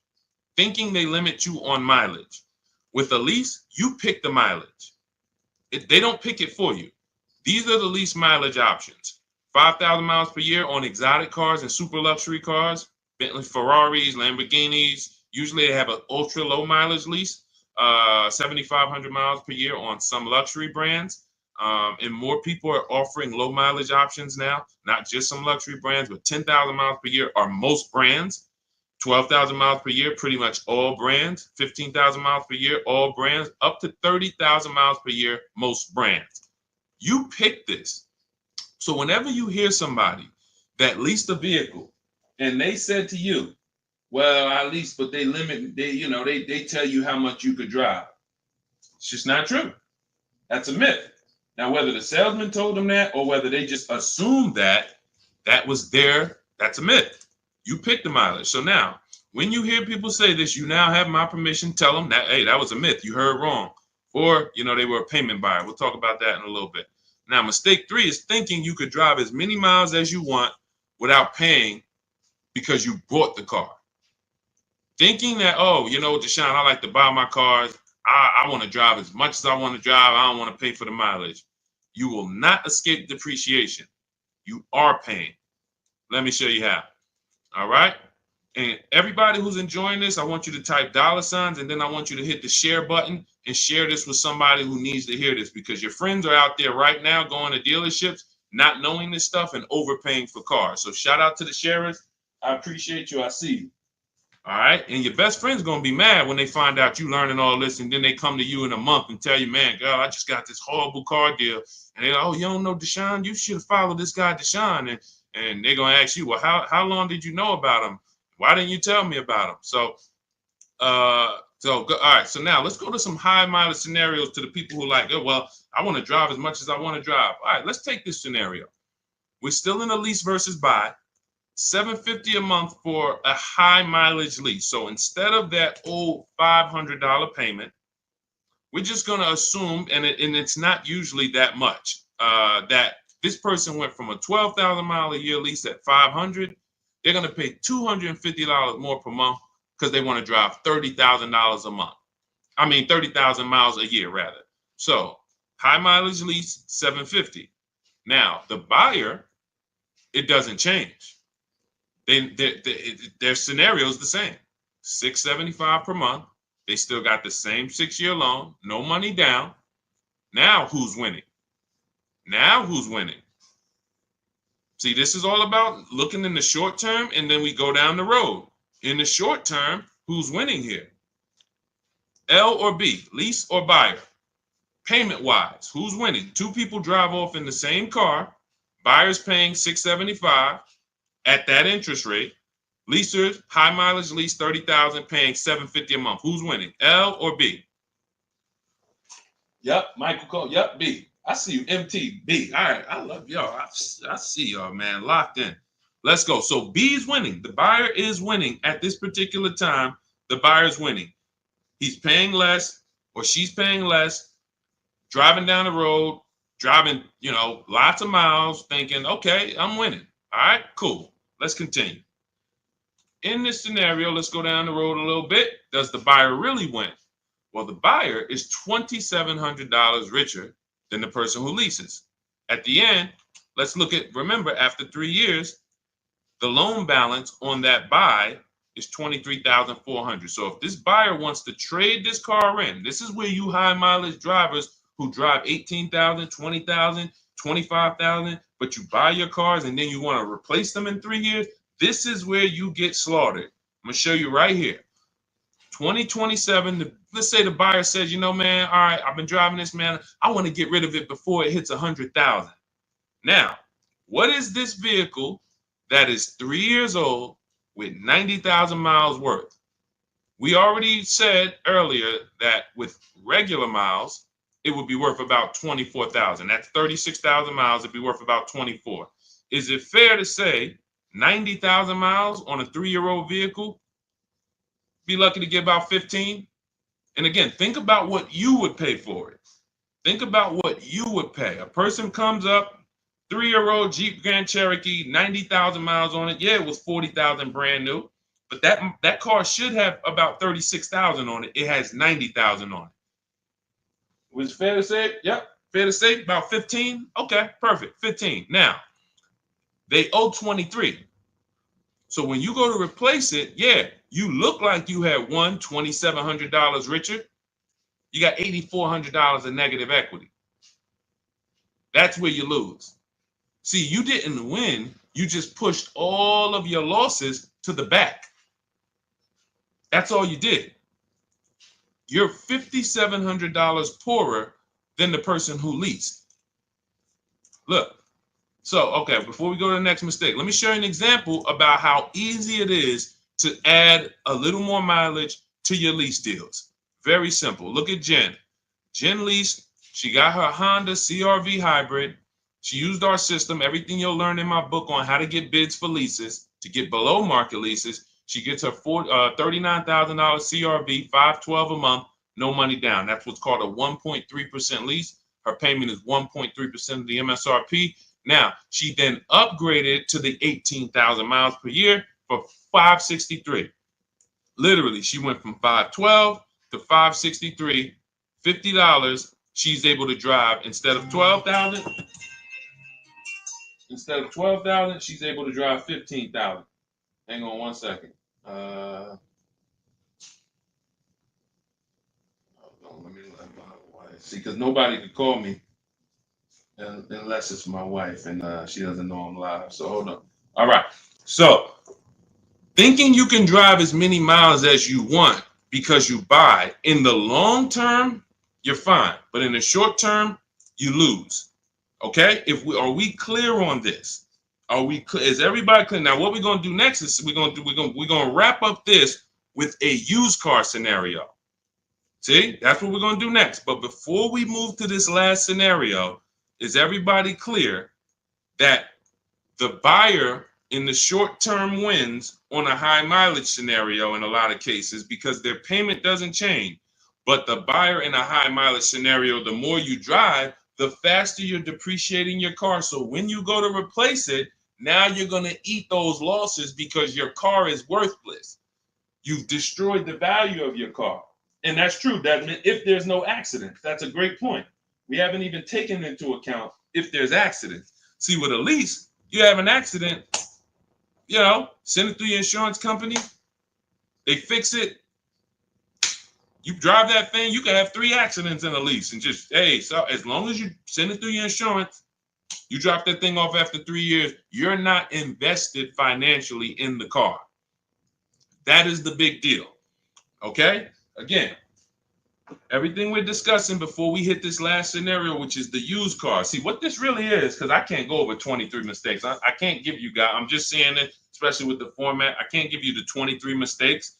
In maybe next time we jump on, we'll continue with the mistakes. But what you're learning is we're doing the 8-year rule exercise. Okay, right now you're learning something that God had me create 3-4 years ago that has helped everyone who uses it to understand leasing versus buying very simply. The 8-year rule. That's why when you get my digital book, Cars from Home, 7 Steps to Saving Time, Money, and Avoiding Dealerships, you get to step 1. Step 7 is delivery. So just to give you an idea, I'm walking you through a 7-step process of how to get cars. By the time you get to step 7, it's literally delivery. But step 1 is this step. You must choose 8-year rule. Are you keeping this next car 8 years or not? If you are, we're going to buy. If you're not, we're going to shop for a lease. Okay? All right, I see everybody's clear. All right, now let's go to you. I know some of you, Deshaun, I only buy used cars though. So, I'm not going to ever buy a new car. Who's been taught that? Type the letter U. If you only buy used cars, you would never buy a new car. So these scenarios, that comparison we just laid out wouldn't apply to you because you're like, Deshaun, I only buy used cars. I learned that from Dave Ramsey. All right, all right, let's handle this. So now let's go to mistake number 4. Buying a used car and breaking the 8-year rule. So I'm buying a used car, but I'm buying it to keep. I'm not buying it to keep it long term. I'm just gonna drive it a couple years, 5, 6 years, 7 years, and then I'm gonna swap it out and do it again. Cool. Let's look at this scenario. So again, regular lease, below market lease, $500 per month, no money down, brand new price, $40,000. Now let's look at a 3-year-old version. 3-year-old version, 26,000 miles.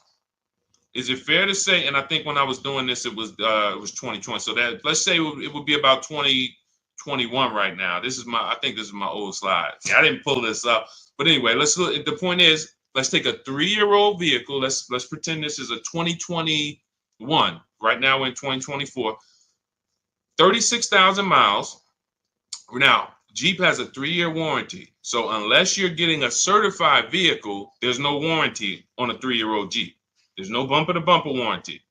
So we're using apples to apples here. Let's say, that you pay $26,000 for it. Is that a fair price? Brand new 40. You buy a good 3-year-old one, about 26. Financing that on a 5-year loan, you'd be at $550 a month. You have $550 a month on a 5-year loan. Now, check this out. At this particular time, who's winning? $550 a month for a 3-year-old Jeep with 36,000 miles and potentially no warranty, or $500 a month on a brand new Jeep, $40,000 vehicle, full warranty. Who's winning? Lease or buy? L or B? This is the used car scenario. Used car scenario. Who's winning? 3-year-old Jeep, $550 a month, brand new lease. Who's winning? L or B? L or B? All right, I see you, Gretchen. L. All right, I see you. MTL. Renee. L. Desmond. L. All right. Everybody's following it. And this is why we've been able to have 30,000 people go through this class, enjoy it, learn a lot. Most people, and especially when I'm going to give y'all a preview of the other mistakes, but maybe we'll hit on those on another stream. But people will come and they will be like, man, I've been making a lot of mistakes.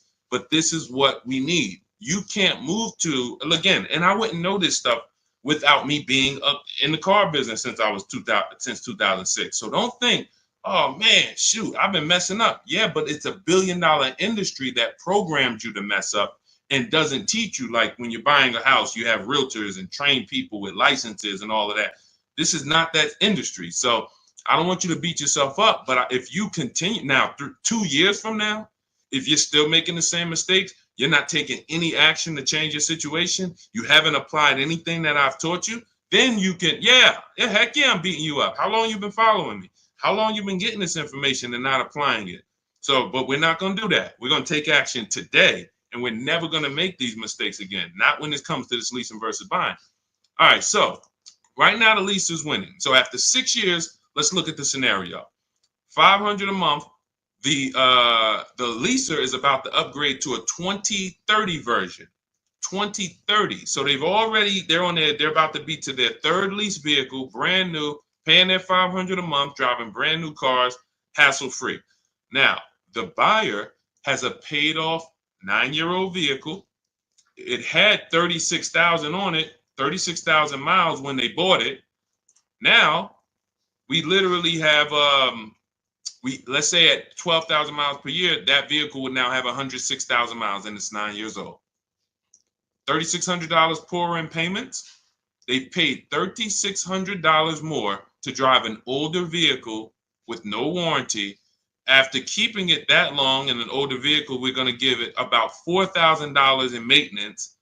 And that's just, again, brakes and tires. Let's just not even assume things go wrong. See, I know you're probably thinking, well, Deshaun, something breaks. You being real generous. Yes, I am. Because I don't want people to think, oh, he's gearing us toward this. No, I'm just saying maintenance, tires, and brakes replaced twice. $4,000. $7,600 poorer than the leaser. $7,600 poorer, and you drove a worse vehicle. Now, the buyer needs $7,600 to break even. Will they get it? 9-year-old truck, 106,000 miles, no warranty. Maybe they'll get it. Maybe they'll get 10 grand. Maybe they'll get 3 grand. Maybe they'll get it. They need 7,600 just to break even. What would this vehicle sell for? Maybe 76. Maybe they'll retail it, sell it private party. Maybe they get it. But here's the point. If they don't get it, then what? They must get it. They must get it. And that's just to break even on price. That's not considering the fact they drove an older car. Just to break even in price, they got to get that much money for this vehicle. Okay? So what did you drive for the same money? Old vehicle, 5 years with no warranty, same money. If they can get it. This is the point. Don't break the 8-year rule. Numbers do not lie.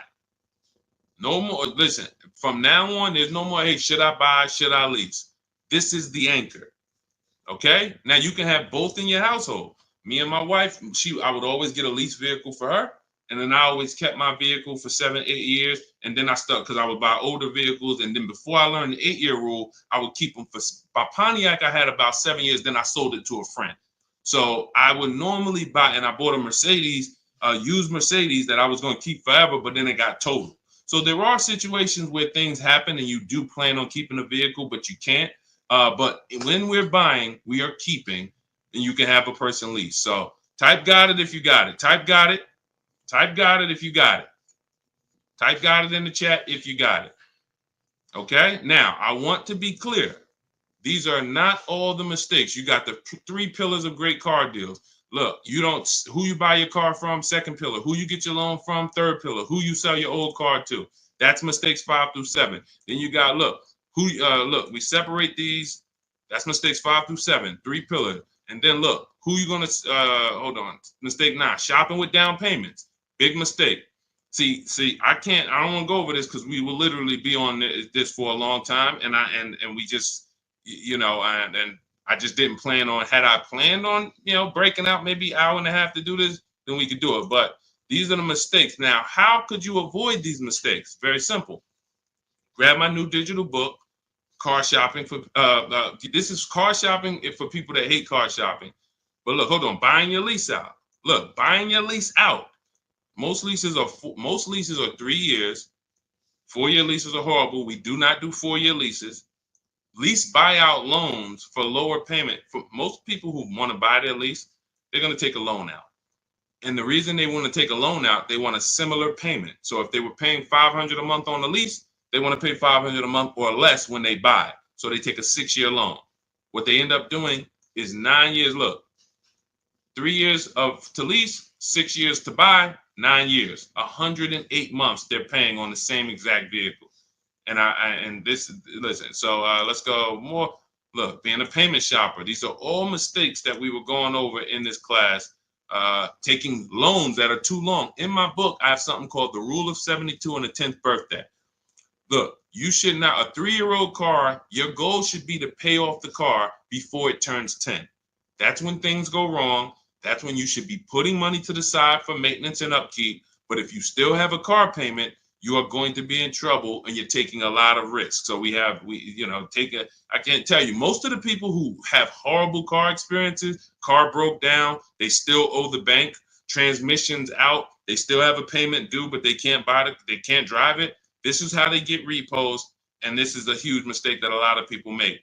And then we have not knowing how to get rebates, not knowing how to find the best price dealers. They want to negotiate fake fees. Deshaun, what about all these dealers that have fake fees? How do I negotiate them? You don't buy from them. You buy from their competition, who not only don't they have fake fees, they actually discount cars. You don't negotiate with someone who has $4,000 or $5,000 of fake fees, because now they're going to take off the 5.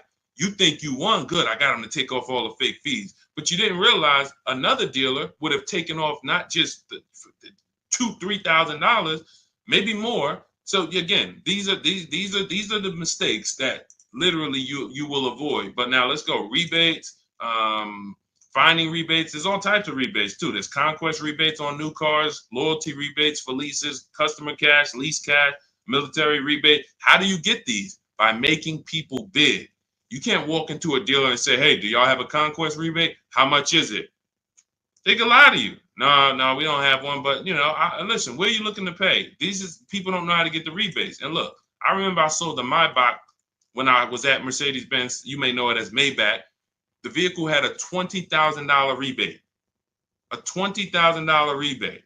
Deshaun, is it rebates that big? Well, let me give you an example. Look at Sean. Sean got an F-150 Lightning. Look, shopped around, used our system, used the same things you're going to be using in my book in the step-by-step process. $73,000 vehicle, $15,500 rebate. Now, he didn't just he couldn't walk into a dealer and get that deal. He stayed at home. He got multiple bids, and the best dealer literally not just gave him the $15,500 rebate, took off another $4,990 for him. Give you another scenario. So you don't think, look, Milligan got a Mercedes just a couple days ago, $79,000, and I know I can't zoom in on that, $79,000 vehicle that she literally got for, hold on, let me show you this. TikTok, you can't see this. Look at this.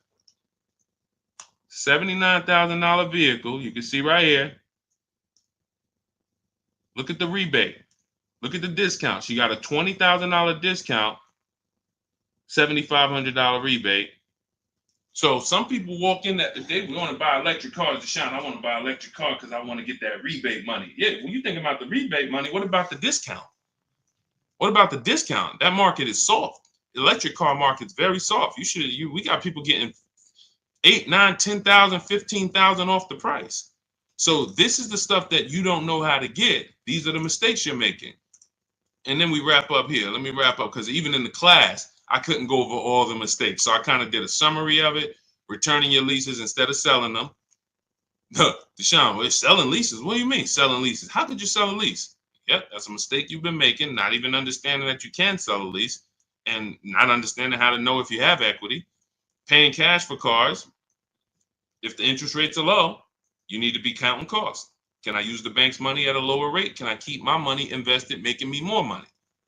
Look, not getting gap insurance when you need it is a $1,000 to $5,000 mistake. I needed gap insurance, didn't get it. Car gets totaled. Not only is my car totaled or stolen, but I got a bill coming. Look, letting a third-party restriction stopping you from selling your equity. Deshaun, I got a third-party restriction. They said I can't sell it. So yeah, listen, that's just, they said you can't sell it. A third-party restriction does not mean you can't sell your lease. It limits who you can sell it to. Negotiating made-up fees. We talked about that. Ordering a vehicle without getting key things in writing. You have a vehicle that's been on order for 3 months, but you have no paperwork, no negotiated deal. You don't know what you're paying. You lost your leverage, and you're going to wait for the car to come, and then they're going to tell you, hey, this is the price. Listen, and they know you waited for it for 6 months, so they know you're not going to back out of it. So they could tell you anything, and you're going to pay it. Waiting until you need a car, 30 days or less, to start shopping. You can't say no. You're desperate. And look, if there's an emergency situation, we deal with emergency situations. Our process in my book literally takes hours, not days. Look at Ansley. Ansley got his 2024 Infiniti QX60. QX60. Look at the time frame. Look at the last sentence. First of all, look at the deal. 2024, $58,000 vehicle, $554 a month, no money down. He only gave him his first month's payment. He drove out. That's a 1% lease. I started the process Saturday, accepted a new deal Monday. They delivered the car to him on Thursday. Delivered the car to him. Look, hours. It doesn't take you to shine. Oh, man, you're going to teach us how to do this, but does it take a lot of time? Listen, I get cars in 90 minutes. You're not going to get cars in 90 minutes your first time using this. It'll take you 3 hours, 4 hours from home, though.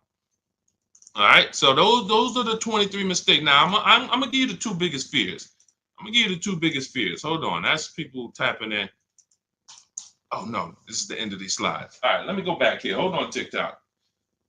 We flip it. If you got value out of that segment real quick, just type $signs. Let me see $signs. I didn't plan on giving y'all that class that I was given that literally, hold on, let me flip my camera.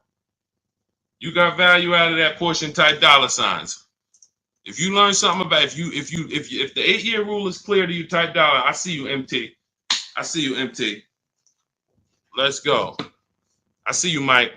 All right, I see you, Dell. I see you. All right. Hold on. Okay, thank you, Gretchen. Look, she lit it up with the $signs. All right, so now what you just learned, this 8-year rule thing, forever in your mind. Forever. I see you, Darren. Forever in your mind. 8-year rule now. That's the leasing versus. As soon as you hear lease, buy, 8-year rule pops in. 8-year rule. And so now another thing I would teach in this class is hold on, let me stop sharing my screen. What is the 2 fears every single car salesperson has? The 2 fears every car salesman has, and you have to use them to your advantage. Thanks, Elmar. I see you. $signs. Shout out to the people who locked in, who got value out of what we just went over. The 2 fears. The first fear is a customer that will not come into the dealership. What is the first question when you get on the phone with any car dealership? One of the first questions they're going to try to say to you. First question. You're not even going to be on the phone with them a long time before the question comes out. What's one of the first questions you're going to hear? Anytime you're on the phone with a car dealership or a car salesman. Thank you, Carissa. When can you come in? So if a person is showing you in your early interactions, this is my intention, within a couple minutes, can you come in for a test drive? Look, exactly. So that means that's their superpower, is getting you in for a test drive. I gotta get you in. Now, that's the biggest fear is a customer that they can't get in. Can't get them to come in. I can't get them to come into my house, get fascinated by all the fancy cars that a lot of other dealers have, that all my competition has. I can't get them to come in. Big fear. Second fear is the customer who makes them compete against their competition. A customer who is making them compete against their competition. See, we've helped you. See, I've been blessed to help over 2,000 people personally in my programs. I have a Shop with Deshaun program. That's where you see a lot of these people. I have a I have a private group for people I shop with. That's my done with you program. But then I have a do it yourself. And my blueprint, for those of you who like, Sean, just give me the blueprint. Let me get the blueprint. Give me the exact steps. I'm going to do it. We've got thousands of people who have my blueprint, which is my new digital book, Cars from Home, 7 Steps to Saving Time, Money, and Avoiding Dealerships. You can get your copy as my welcome offer to you in my TikTok bio, my Instagram bio, the YouTube comments, or my Facebook comments for 75% off. It's normally $97. But if you go there before 30 minutes, only 30 minutes, that's a 30-minute welcome offer. If you get there before 30 minutes, you can get it for 75% off, which is $24. So go there, grab your book, come back to the stream. You might still be able to listen to us. But the point is, I know from working with all these people over the last 3 years that 8 out of 10 dealers are not going to give you a below market deal. It doesn't matter how much you negotiate. They're not going, if the below market deal is here and let's say the starting price is here, the below market deal is here, 8 out of 10 dealers are not going to go below this. That's just where they rather sell the car to someone else. I'm not going here. Now, another dealership, what we call the 20%, will go here. So how do we get the dealers that's going to go here? We use the 2 biggest fears that every car salesman has. We combine them. We're not going into the dealership, and we're making them compete against their competitors, and then we're finding the 20% here. That's how you do it. So that's what my book is. My book is a system. When you're shopping for a used car, you're looking for a Honda Accord. Literally everyone who has a Honda Accord, you're making them compete with each other. Everyone that has a Honda Accord, you're making them compete. I have a system in my 3rd step. I help you budget and know exactly what you can afford. But then I have a system where I help you see multiple goals below that. Yeah, my max goal might be I could spend, $22,300, but I help you see multiple goals, starting with a no money down goal and a short loan and all of that. Again, it's proven. Google it. You can read the reviews. You can see all the 5-star reviews. But the point is, that's how you get the below market deals. You don't get them by negotiating. You get them by making dealers compete and staying in your house for most of the process. The only time you need to be in a dealership with our process is when you're test driving or when you're picking up your car. Now, and you see in Ansley's case, they delivered the car to him. He was never even there. So everything you just learned, if you want to avoid all the rest of those mistakes, you're like, we went deep on the 8-year rule, but I went over 23 mistakes. It's like, Deshaun, I couldn't go deep on those. Being a payment shopper. My book is going to help you never be a payment shopper again, because you're going to separate your loan from who you buy your car from. That's another mistake. I mentioned the 3 pillars of great car deals. Who I buy my car from, I need to get bids. Who I get my loan from, I need to get bids. Who I sell, not trade, who I sell my old car to. Lots of cash buying companies. I need to get bids. And I'm separating these transactions. I'm never mixing them. When you walk into I got alarms going off and everything. When you walk into a dealership and you buy a car from them, get a loan from them, and trade your old car to them, you just gave them 3 transactions. No way for you to get a great deal. It's impossible. How is it impossible? You just gave them 3 transactions and you didn't bid out each one. Even if you bid out the first, it's impossible. There's money in all of them. Okay? So everything you learn to avoid these mistakes and to make sure you're getting deals like the people you saw, go to any of my pages. You'll see dozens and dozens of people who just swear by the Cars from Home system. People like you, grandmothers, single mothers, introverts, soft-spoken people. Deshaun, I hate negotiating. This all works for you. And some negotiators, you're like, Deshaun, I negotiate for a living, but I'd rather get bids. I'm a negotiator. I can negotiate. I enjoy it. I would never negotiate for a car. I'm getting bids. And I end with this. I always compare this to like buying a product from 3 different grocery stores. You walk in, see, they've taught you, just come to the closest Nissan dealer. All the prices are the same. Come to the closest Toyota dealership. All the prices are the same. I want you to think of a product. You go into the grocery store. You go in the shop, right? You see the same product. Okay, it's $7.99 here. You go in the shop, Stop and Shop, it's $9.99. You go in the Pathmark, it's $4.99. You go in the Walmart, it's $3.79. How is the same exact product 4 different prices depending on what store you're in? Same thing with cars, but instead of the dollars, my lease over here might be $700 a month. My lease over here might be $600. Matter of fact, let me show you one more scenario just to drive this point home.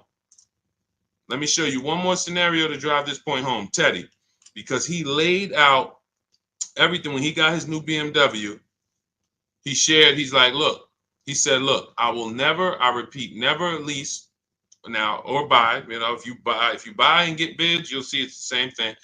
He said, I'll never do this any other way. From start to finish, it took just 6 days. Contacted 25 dealers. That's in my book. I show you how to connect with 25 dealers. Takes about 20 minutes. In 4 nearby states, he's on the Indiana border, right outside Chicago. He said, I received 10 offers. I only used the scripts and provided. Now, I got scripts, email scripts in my course, in my book, not talking scripts. I'm never going to give you talking scripts to say and go in there and now remember what Deshaun told me to say. Never.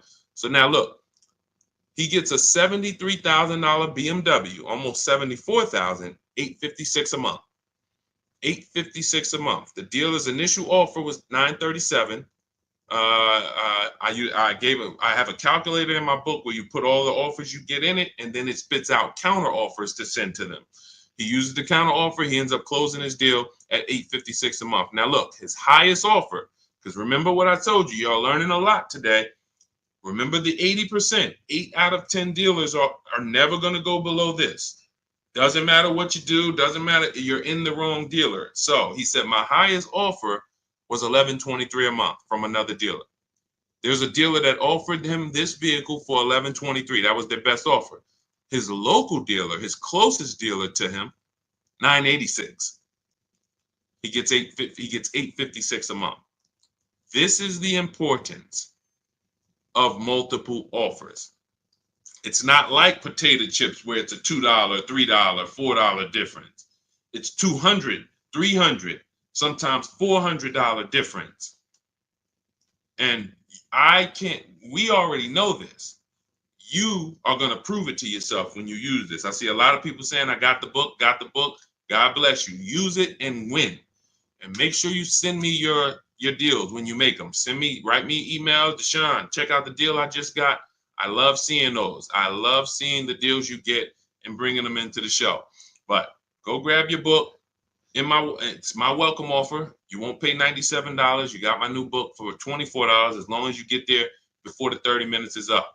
Cars from Home, 7 Steps to Saving Time, Money, and Avoiding Dealerships. In my TikTok bio, my Instagram bio, the YouTube comments, or the Facebook comments. Use it.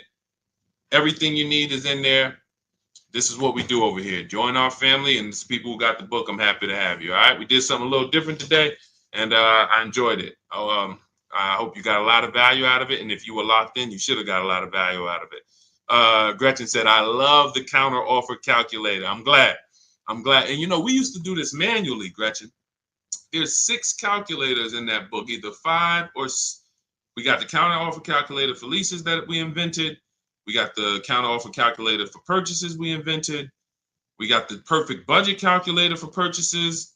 You've never seen it. You can't get these the calculators alone are worth the price of the book. This is proprietary software. You can't Google let me find this calculator on Google. It doesn't exist. The true market value, the true value calculator for used cars. This is stuff we invented. This is specific proprietary Cars from Home stuff. That's why I could have said, you know what, I'm going to charge $200-$300 for this book. And then the people who get it, they're going to see this is worth every bit because people are using the book and saving $5,000, $10,000, $8,000 and more. But I priced it at the welcome offer. It's the price of a regular book. But even if you missed 30-minute welcome offer, it's worth $97. It's worth $400. But I wanted to price it at $97 just to say, you know what? I got to price it somewhere so this ain't no regular book. The books on Amazon, when you see them, they're rare. they're $280, $400. You could tell, okay, wait a minute, these ain't no regular book. If you see them for $24, you say, okay, that's a regular book. It's not. But with the welcome offer, you can go and you can pay a regular book price. You get there before 30 minutes, it's $24. So I'm gonna jump off. God bless. 8-year rule. Step 1 in my book. Step 7's delivery. Ask yourself as you use the book, where am I at in the process? You should make sure, what step am I on? Stay on task. Don't overthink. Literally just follow my steps. Leave your strategy at the door. I don't want your strategy. Bring your goal. That's it. Deshaun, I want this car. That's all we need. Don't bring no strategies over here. You got to unlearn your strategies. That's the whole point. All right, let me jump off. God bless y'all. I'll see y'all soon.